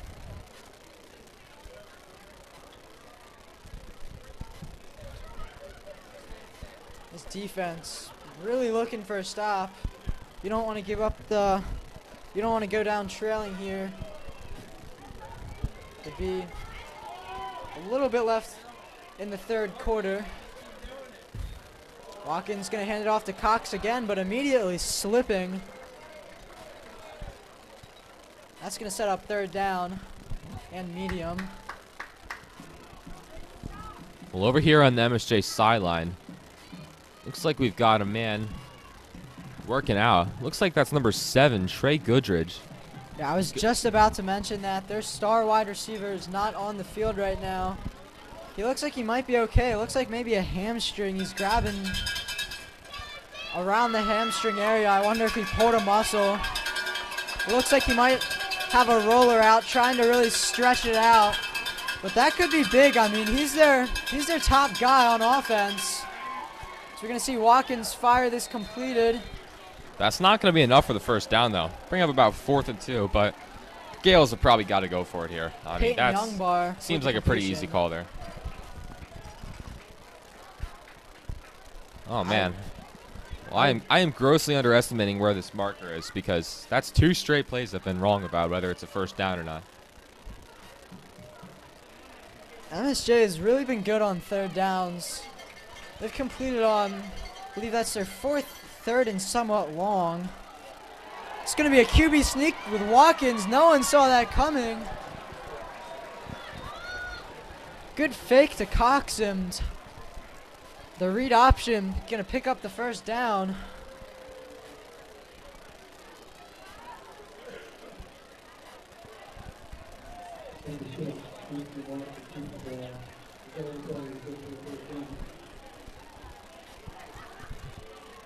Goodrich still getting stretched out by the trainer. Looks like a right hamstring. They'll definitely try and get him back in the game if they can, though. A close game like this. As we see Cox taking another handoff. Calvert Hall waiting on it. Pick of about 3. Now we're going to see Williams checking into the game here. Well, looking ahead for both teams, next week, the Gales take on St. Vincent Pallotti at Pallotti, and the Cardinals will take on McDonough at McDonough. And then the following week, Cardinals will play at Pallotti, and the Gales will play at home against Spalding. And a pivotal game for the playoffs, because they're shaping up to be two of the top 3 teams in the conference. Yeah, it's going to be a huge game for both of them. Spalding's going to be favored to win that, but this MSJ offense certainly capable. Wide open downfield there. Looks like he was brought down just short of the goal line. Looked like Ronald Brown on the completion. I don't know if that was a zone coverage or if that was just a miscommunication, but no one anywhere near him on that play. Yeah, so far in the second half, it's been all MSJ. I mean, Calvert Hall effectively had a 3 and out. And MSJ has had 2 very solid drives. Obviously a touchdown to start the half, and now they're just 4 yards away from their second touchdown of the half and Looking taking to the take lead. the lead, handing it off to Cox. And he's in. Mount St. Joe's goes up. 2 drives, 2 touchdowns, and 2 long drives as well. This defense of Calvert Hall is just exhausted. And Cox just able to finish off that drive.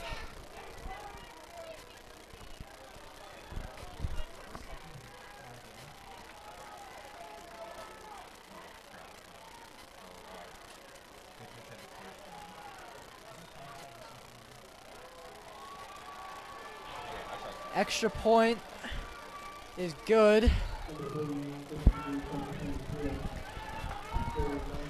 Calvert Hall's offense has just been on this field for 1 quick drive. It was a 3 and out. The time of possession in this second half has been unbelievable. I'd say Calvert Hall's had it for maybe 2 minutes of the entire quarter with just under 3 minutes to go. This offense really needs to have a drive here to give this defense a rest. I mean, they're exhausted right now. Try and stay in this game as they now have fallen down 1 touchdown. Obviously, it's senior night. You got the 2 senior playmakers, Brannick and Lewis, making that connection. And senior night for the soccer team was earlier today. They pulled out a thrilling 1-0 defeat of Concordia in 2 overtimes. So hopefully the Calvert Hall Cardinals can pull off something like that in this football matchup. Another squiv kick. Interesting that both teams keep going back to it. That was Joel Nagy who received that one for the Cardinals. Yeah, as you mentioned, the senior night for the soccer team was earlier today. Another big crowd for that one. This soccer team really has just been so impressive all year. They're the number 2 ranked team in the entire country. Had a huge win against the former number 2 team in the entire country, St. Ignatius of Ohio. Yeah, coincidentally, MSJ beat St. Ignatius in football earlier this year. Brannick with the read option. Gonna take a tough shot to the head there at the end, but able to fool the defenders. Pick up a first down. It's the first down of the half for this offense.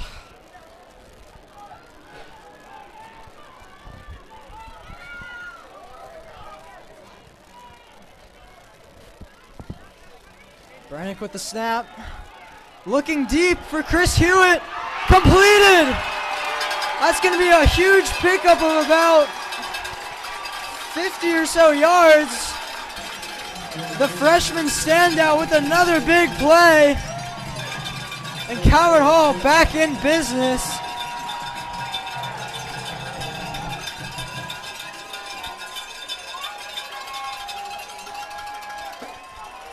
Inside the red zone now, all the way inside the 20. It's going to be a handoff to Dorsey with some running room and a blocker. Oh, flag flying in. Hopefully that's not against Calvert Hall. I think that might be coming back.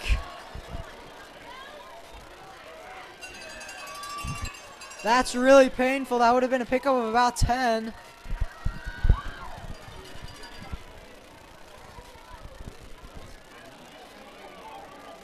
I wonder if maybe that was on Bane Mullen.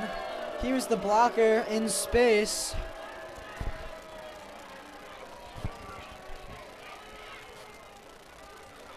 Cardinal faithful not a fan of the call.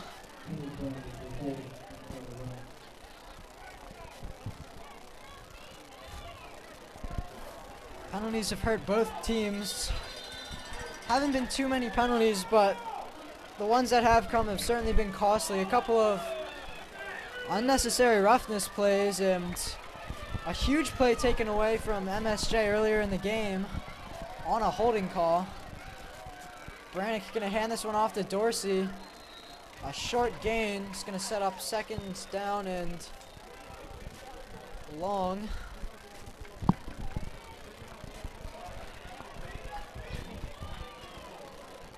Yeah, that holding call hurts. I mean, it was a big play to Hewitt. Set him up nicely in the red zone, and just like that, they're out of it. They've got a second and long. I mean, you got to put some points on the board here if you're Calvert Hall, because you really don't know. You might only get one or two more chances with the football the way MSJ's been moving it. Brannick going to roll right. In trouble, and he's going to be brought down. He tried cutting left and unaware that there's multiple. That's going to bring up third down and very long. Third down at about 20.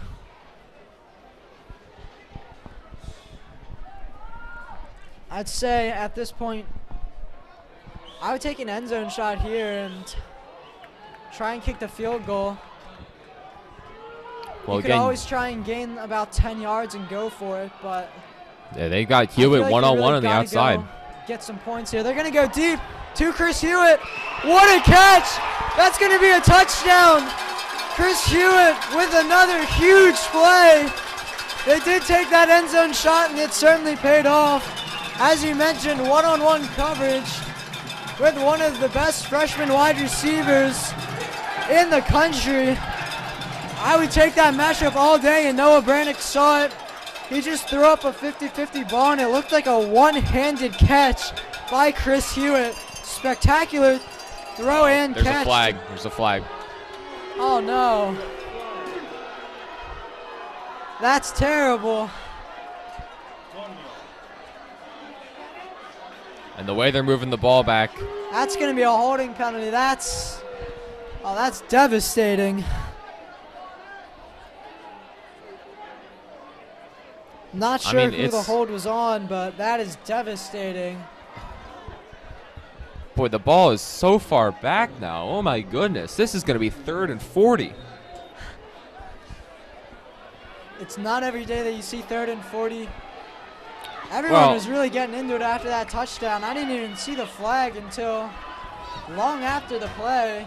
And we're going to see another flag backing us up even more potentially. It's going to be a neutral zone on the defense. Finally something in Calvert Hall's favor. Well, this has just been a mess. I mean, it's a sloppy game, especially this, the span of like a minute.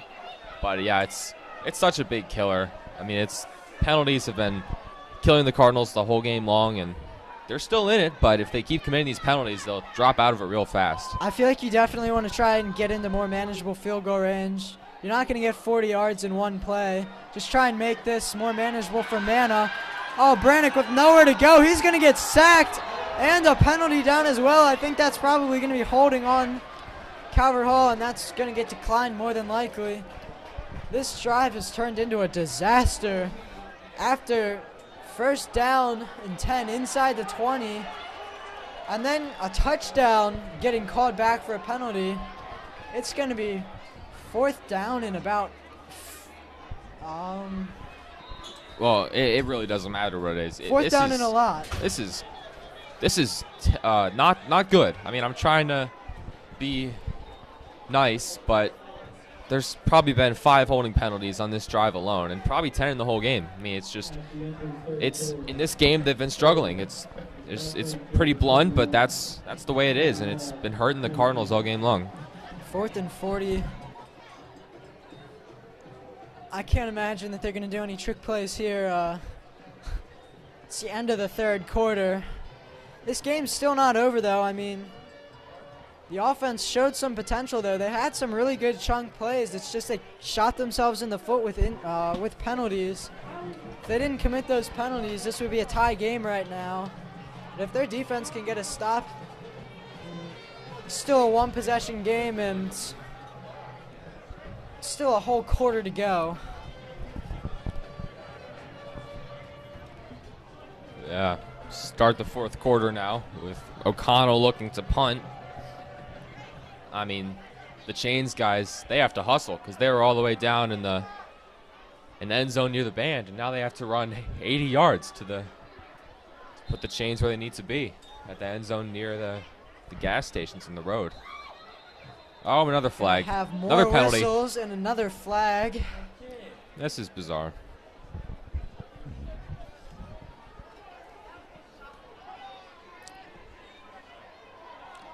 I don't know what's happening. Maybe it's just a problem with the clock. I don't know. Yeah, I don't Doesn't see, look like I there don't was see a flag any thrown. yellow flags thrown, but they did blow the play dead immediately. I really don't know why. Looks like maybe the chain crew wasn't ready.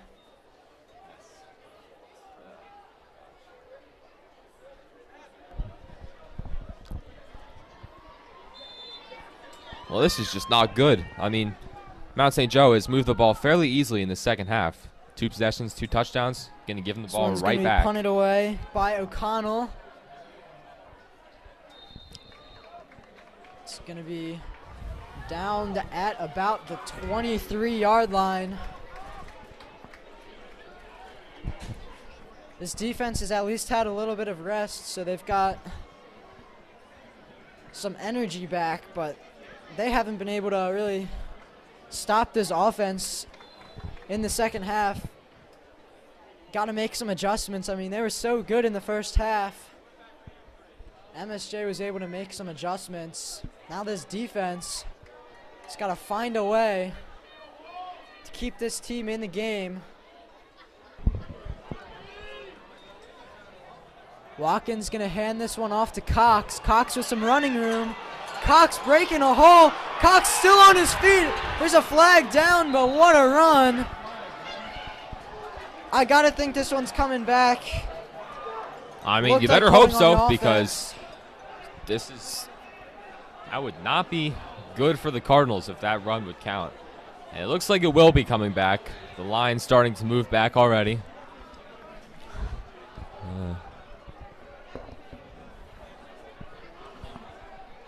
That is going to be a hold on the offense officially. I mean, with every penalty that's been called, you almost start assuming that it's a holding penalty because there's probably been 15 tonight by both teams. By the way, Goodridge still on the sideline getting stretched out. He looks like he's in a fair amount of pain. Yeah, it's clearly wants to be out there. I mean, obviously we're praying for him and hope he recovers, but if you're Calvert Hall, you know, your opponent just lost one of their best playmakers.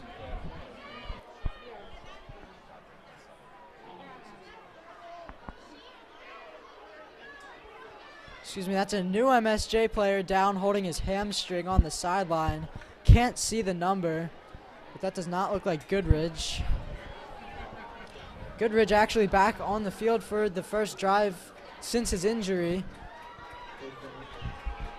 So we've got a first down for the Gales.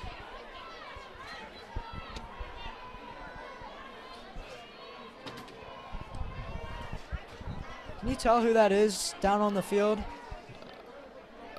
Maybe it's number 9, Ronald Brown, the wide receiver. Whoever it is, they're in a good amount of pain. You're going to see a read option by Watkins. Well, Watkins is Absolutely not afraid crushed. to just take a seat, and I think he's trying to slide, but it's not working. He ends up just kind of sitting down while running. I feel like it's kind of hard to slide when you're 6'6". I mean, Yeah. the defender's going to get a clean shot at you. Yeah, of course, it makes it that much more dangerous to hit him, because it's much more likely that you'll be penalized for it. Well, as we get to the fourth quarter of this game, we see some seniors take the field. There's number 68, Gavin King, and number 70, Nathan Nosen, along the defensive line. Watkins going to hand this one off to Williams. Williams with absolutely no running room. Going to be met at the line of scrimmage. Yeah, that's King making that tackle. Welcome to the game, Gavin King. A nice tackle in the open field. Other seniors on the field include Hunter Bowen,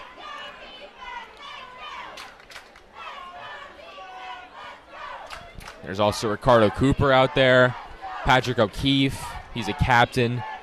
So I mean, it's great to see him out Such a there great guy. getting an opportunity.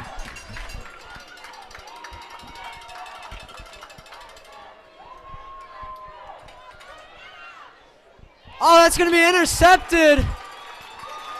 Great play there. It looked like it was tipped. And that's going to be number 40.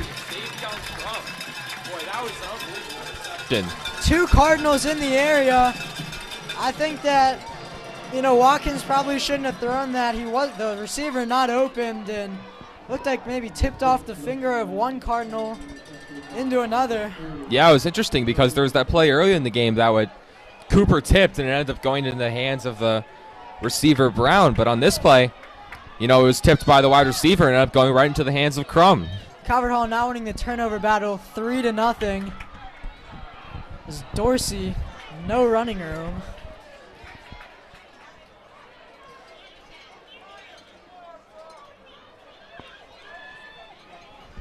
Whoever the injured Gale player was, he's up and moving now. Some good news there. Goodridge still walking around on the sideline. Looks like he should be good for the rest of the game. Well, one weapon that the Gales have largely held in check is Donnie Lewis. Brannick gonna fire deep, and that's gonna be intercepted. Intended for Donnie Lewis. I don't know what was going on there. Lewis not open, just forcing that into coverage. Yeah, I mean, I spoke it into existence, and I hate that I did that because it resulted in a Calvert Hall turnover. But yeah, it's just a little bit underthrown. There's pretty heavy coverage on Lewis. He had him if he had floated it up there a little bit more. But line drive throw right into the hands of the defender. Back-to-back picks on these drives, and this is really a chance to tie the game up now. The Gales are maybe 20, 30 yards away from field goal range where they can make this a 2-possession game with just 8.5 minutes to go. Yeah, the interception made by Carter Davis, Boston College commit, a 3-star recruit.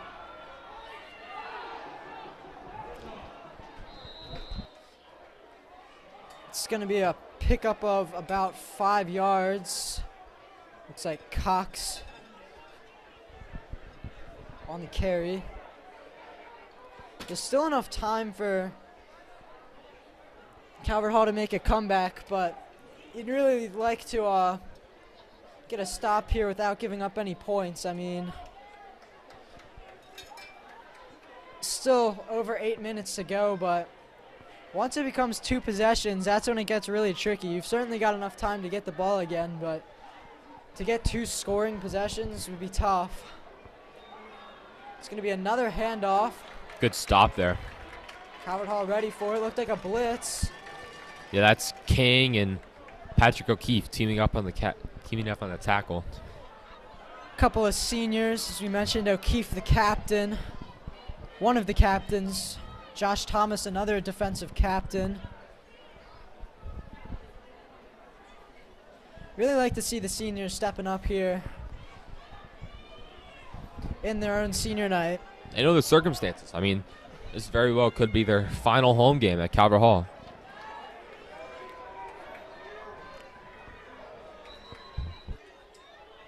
The outcome of this game certainly could determine that. Calvert Hall is going to, looks like, burn another timeout. Now down to one timeout, if that was Calvert Hall who called that. I believe it was. It was.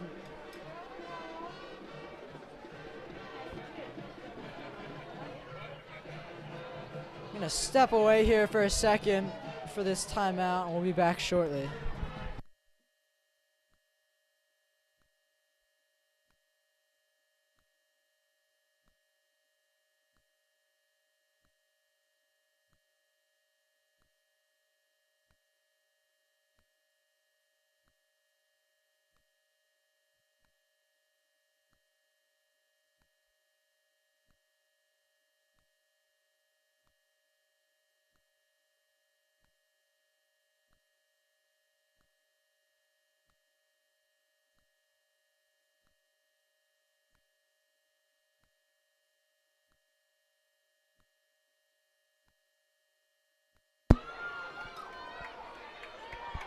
Back here on a third down. This could be really big. Every third down is. He's going to go deep and wide open, but out of. That's going to be Cooper. It looks like maybe out of bounds. Yep, they're going to say incomplete. Like wide open was the receiver, but significantly underthrown. Yeah, that's the second wobbly ball we've seen tonight. And caught by Cooper. With a great comeback on that. Originally beat, but not giving up on that, and went airborne in a spectacular grab. I know that it didn't end up as an interception as the ball was going out of bounds, but yeah, Watkins. Still great awareness. Watkins is very fortunate there because that could have easily been Cooper's second interception of the game, and Watkins is third. This brings up fourth down. Calvert Hall could get the ball back at the 40 if they stop him. It's going to be completed to Goodridge. Oh, that one really stings. If you're this defense, getting the stop that you needed, but the aggressive nature of Coach D'Amico paying dividends for this offense. D'Amico was named the Baltimore Sun Coach of the Year twice in 2000 and 2013, and he's got quite the winning record, 173 and 98 in his career, so he certainly knows what he's doing. This Cox going to evade a tackle, pick up some more solid yardage. Still a one-possession game, though. Don't forget that. I'd say at this point, MSJ is probably in field goal range, but, I mean, in high school, this is certainly no gimme. No. I don't know their kicker's range. There's a chance that they're still not in it. Yeah, it looked like DeGroot had a pretty good leg on. I mean, we saw him make the pushed back extra point earlier in the game because of the penalty, but he made that with ease. So my guess is they feel pretty confident in him. And if they make a field goal, it's a two-possession game. It's going to be a QB sneak with Watkins. As he gets close to the first down, I think stopped a little bit shy. Will bring up third and short. Third and maybe two.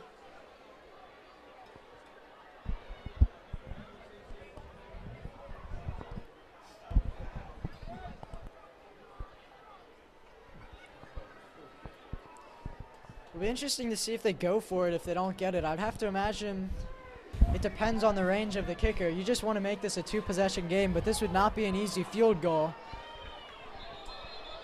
We're going to see a flag, and that's going to be a false start on the offense. That's going to be crucial, making this a 3rd and 6 instead of a 3rd and 1. Penalties continuing to kill both teams.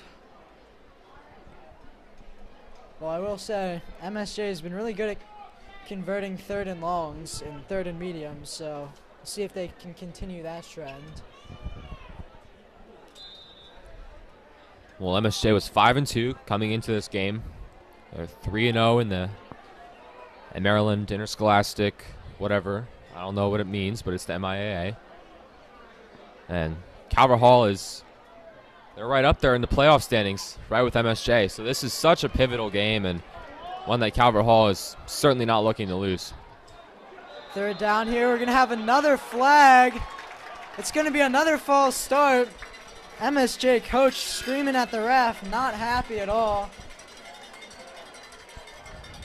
That's back-to-back false starts, making 3rd and 1 turn into 3rd and 11. Yeah, by the way he's reacting, it looks like it might be Nick Paxton, number 51. This is a huge opportunity for this defense here. But if you're MSJ, I mean, put the ball on the ground here. I would say there's no reason to throw the ball. You're out of field goal range. If you can get a stop here, I don't see him going for it on 4th and 11. He's going to go deep, and it's going to be completed. Guess who? Once again, Trey Goodridge just killing this defense, getting opened once again, and he's just converted on so many 3rd and longs. Yeah, obviously I wanted them to run them there. They did not do that. I'm also not a 2-time Baltimore Sun Coach of the Year, so I trust Dom D'Amico's judgment more than I trust my own, and he obviously made the right call there, and it puts them right at, looks like about the 7-yard line. But yeah, it's a touchdown here, and it's over. I mean, there's 4 minutes left in the game. Even without a touchdown, it's going to be tough to score. It's going to be a handoff. Short gain. Well, if I'm Coach Ward, I'm burning one of my timeouts here. I mean, you just can't afford to let this clock run anymore. I mean, I didn't even realize how far it had come down, but we're under 4 minutes here at Russo Stadium, and it's not looking good. I mean, it's, just to be frank, I mean, you need to hold them here, first of all, but you got to hope they miss a field goal, too. Maybe penalties will push them out of field goal range, but at this point, it's looking pretty bleak. Calvert Hall offense still capable, though, with some really big-name wide receivers. But, yeah, if you go down 2 possessions here, you're in a tough spot. So this is going to be a touchdown. That's going to be a really tough situation now. Williams just strolling into the end zone. Now a 2-possession game. Just 3 minutes left. Well, it's a really good game played by the MSJ Gales so far. The running attack's been great. Combination of Cox and Williams, and now they both got a touchdown as MSJ takes a 2-touchdown lead. They've scored 21 unanswered points in this first half. Or the second half, excuse me. Calvert Hall was up 14-7 going into the Hall. Extra point is going to be up and off the upright. Almost blocked. Not sure if that'll make too much of a difference, but miracles are possible. Yeah, I mean, you got to score 2 touchdowns in 3 minutes, 15 seconds before you can think about that one costing you. But it's, you know, it's you got to have a good run back here on the kick. You got to have Brandon connect. You know, obviously through the bad interception his last time out, but with such, you know, the wide receivers that the Cardinals have, you can never count them out. I mean, it's going to be tough, but with Hewitt making a couple huge plays, the touchdown that got wiped out, and then Lewis, I mean, the senior looking to make an impact on his senior day. Yeah, we've seen this team come back before. I mean, they came back against LaSalle. They came up just short, but that was a really impressive comeback. I mean, this team's capable. As you mentioned, they've got some really talented wide receivers. I would definitely look for Chris Hewitt and Donnie Lewis, but you've still got guys like Oliver Red and Caden Barmer. I mean, there's a lot of guys that you have to account for. I've got to imagine you're going to be really aggressive on the deep passes, look for some play actions. As we see a squib kick once again. Calvert Hall having a hard time picking it up. Oh, the ball's out. MSJ looks like they might come away with this. We'll have to see. Refs going through the pile.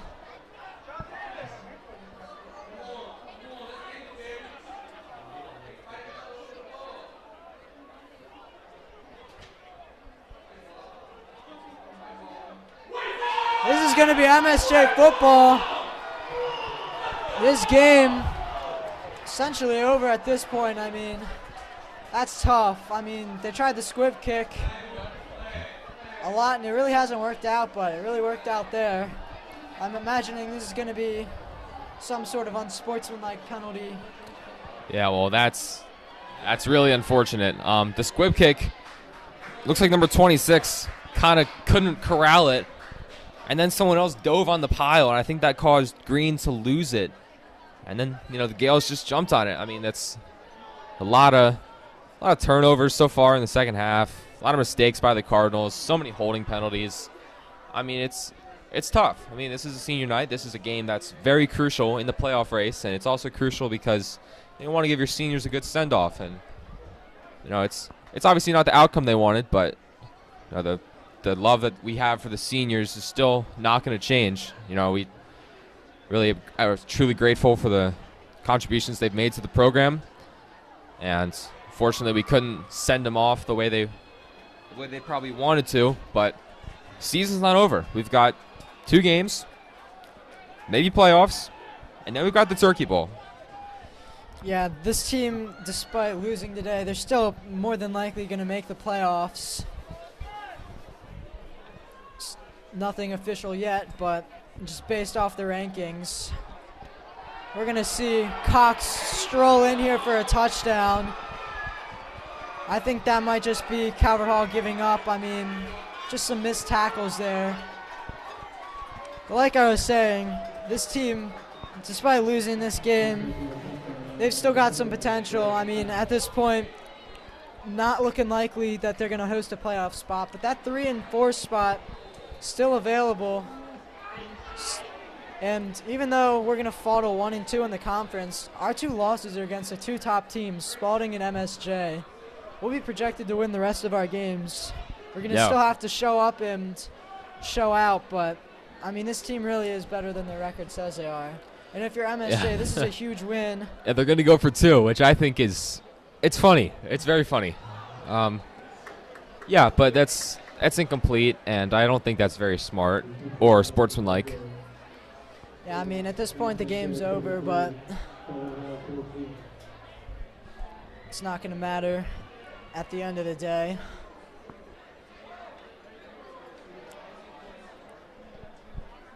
Well, the score is not reflective of how the game went. I mean, it was back and forth up until about 3 minutes ago when the Gales just put together that long drive and were able to punch it in and then recovered the fumble on the kickoff.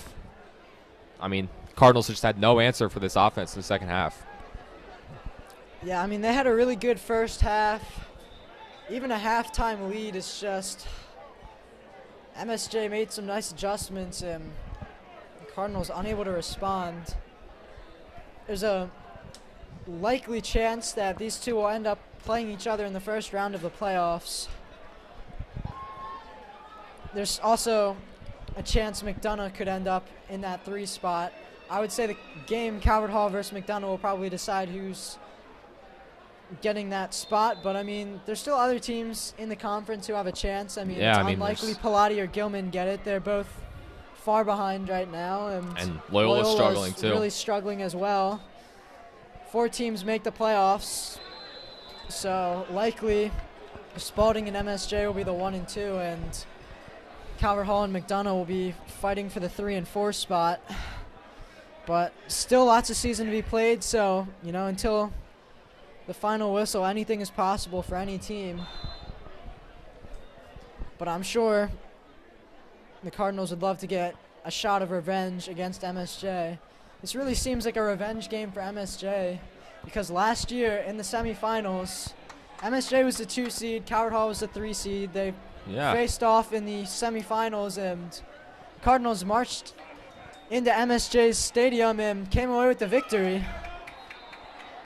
So that's going to be incomplete to Oliver Red. And I mean, last year in the middle of the season, MSJ played us, and it was basically the same outcome. Pretty decisive Mount St. Joseph win, but when it counted, Cardinals showed up, showed out, got the win, got to the championship, won that. So season's most definitely not over.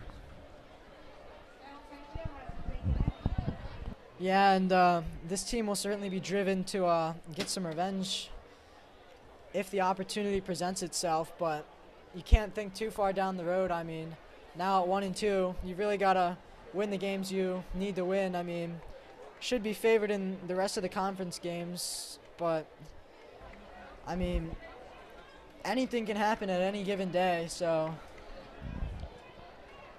Yeah, I mean, as we're in this timeout, just kind of giving a shout-out to our seniors. We've got Ricardo Cooper, Noah Brannick, DJ Ringgold, all impact players. Hunter Bowen, Kevin Lochte, my fellow commentator. Now, there's just so many seniors that have made an impact. Yeah, I mean, it's been really fun announcing for this football team. They've had so many electric games, so many electric plays, and just getting to be a part of this amazing Calvert Hall Communications program has just been so nice over the years. This is going to be my last home football game since it's the last home game of the year, unless we end up hosting a playoff game. I mean, it's just been an absolute pleasure, so much fun. I will still be commentating in the winter and the spring for other sports, but for football, this will be it. And for the seniors, this will be it. Playing football. Donovan Lewis, the senior, breaks free. A nice little gain there. Well, that's good to see. I mean, Lewis hasn't been super involved tonight, but it's great for him. Break a couple tackles, get a big gain. I mean, I'm really happy for Lewis and all these guys who are, playing their hearts out, leaving it all on the field. Yeah, Lewis has been such a big part of this offense. Really his entire time here. I mean, he was immediately making an impact on this football team, and now a senior, just really leading this wide receiver corps. Now we'll see Noah Brannick scramble. You can't forget about Noah Brannick either. I mean, no. Another senior, the senior quarterback, 3-star recruit. He's been so good for this team. He led the team to the championship game and the championship victory last year. I mean, you can't do it without your quarterback, and he certainly made plays to get the job done.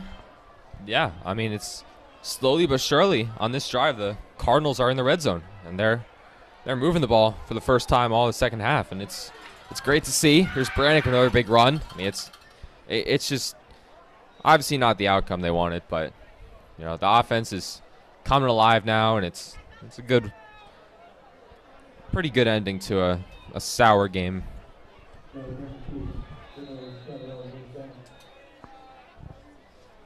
Clock nearing about a minute and a half to go. I've got to think at this point we're going to start seeing a lot of seniors come into the game.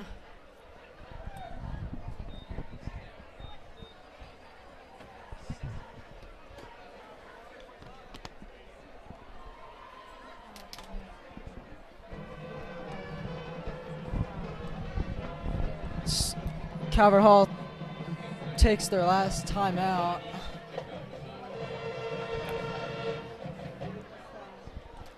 Well, there's not only seniors on the field, but there's also seniors in the band and senior managers and seniors who come out to support. So I just want to thank all the seniors for coming to the games, cheering on your team. Thank all the band members for, supporting. Just everyone who's part of this program. I mean, the season's not over. I'm looking forward to the last couple weeks, but if this is our last home game, I'm just kind of saying that we're proud of them. It's going to be a touchdown there. Looks like maybe Chris Hewitt. Can't see the number. Looks like maybe that was Sammy Williams. Looks like number 16. That's a good way to end this game.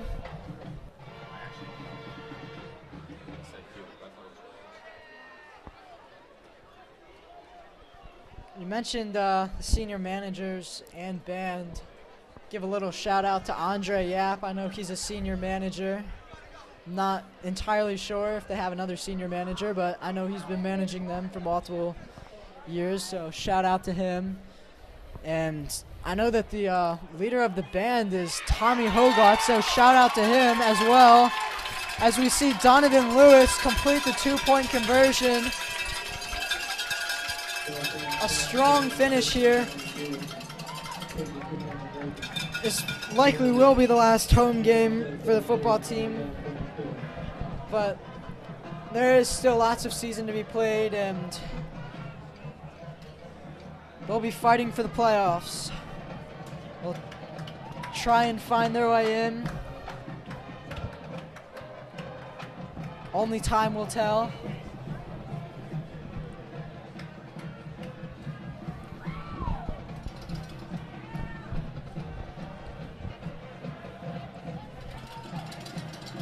Shout out to our camera guy today as well, Alex Romero, another senior at the Hall.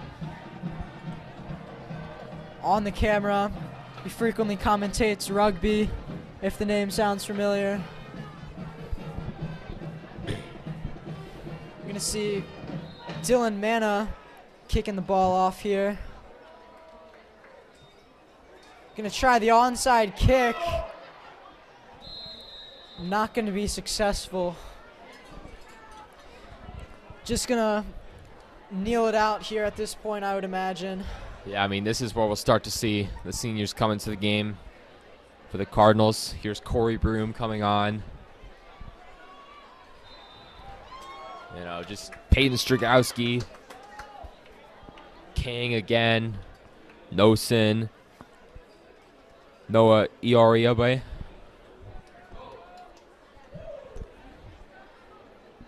You know, Matt Maxa coming on. Just really so thankful for these guys and the contributions they've made to the program. Can't forget about Senior Spirit Director Quinn Gardner.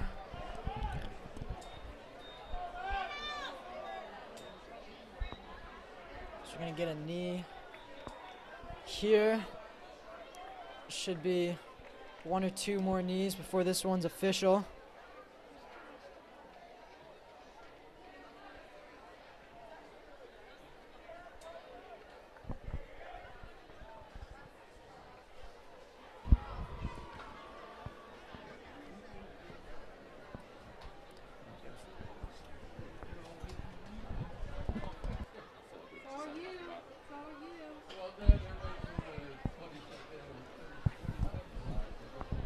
The student section still all here, just really showing the support.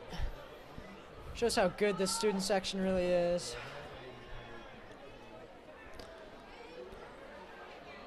Well, when we move on from this game, you know, my guess is the Cardinals will start to play with a little bit of a chip on their shoulder. I mean, they're probably not living up to the season that was expected of them, the defending champs, and they're not living up to the season that they expected, which was to repeat and, you know, do well in conference. But at this point, I'm expecting a turnaround. I mean, this team, we know how aggressive they are. We know how fearsome they are. We know that they can deliver on any given Saturday or Friday. So, I mean, I'm just really looking forward to the end of the season and hoping that we can make some noise, get to the playoffs, you know, maybe take home second straight championship. Official final score here is going to be 33-22. Really, the first half, it was really competitive, and MSJ just kind of pulled away with it there in the second half. So we see the two teams shaking out hands.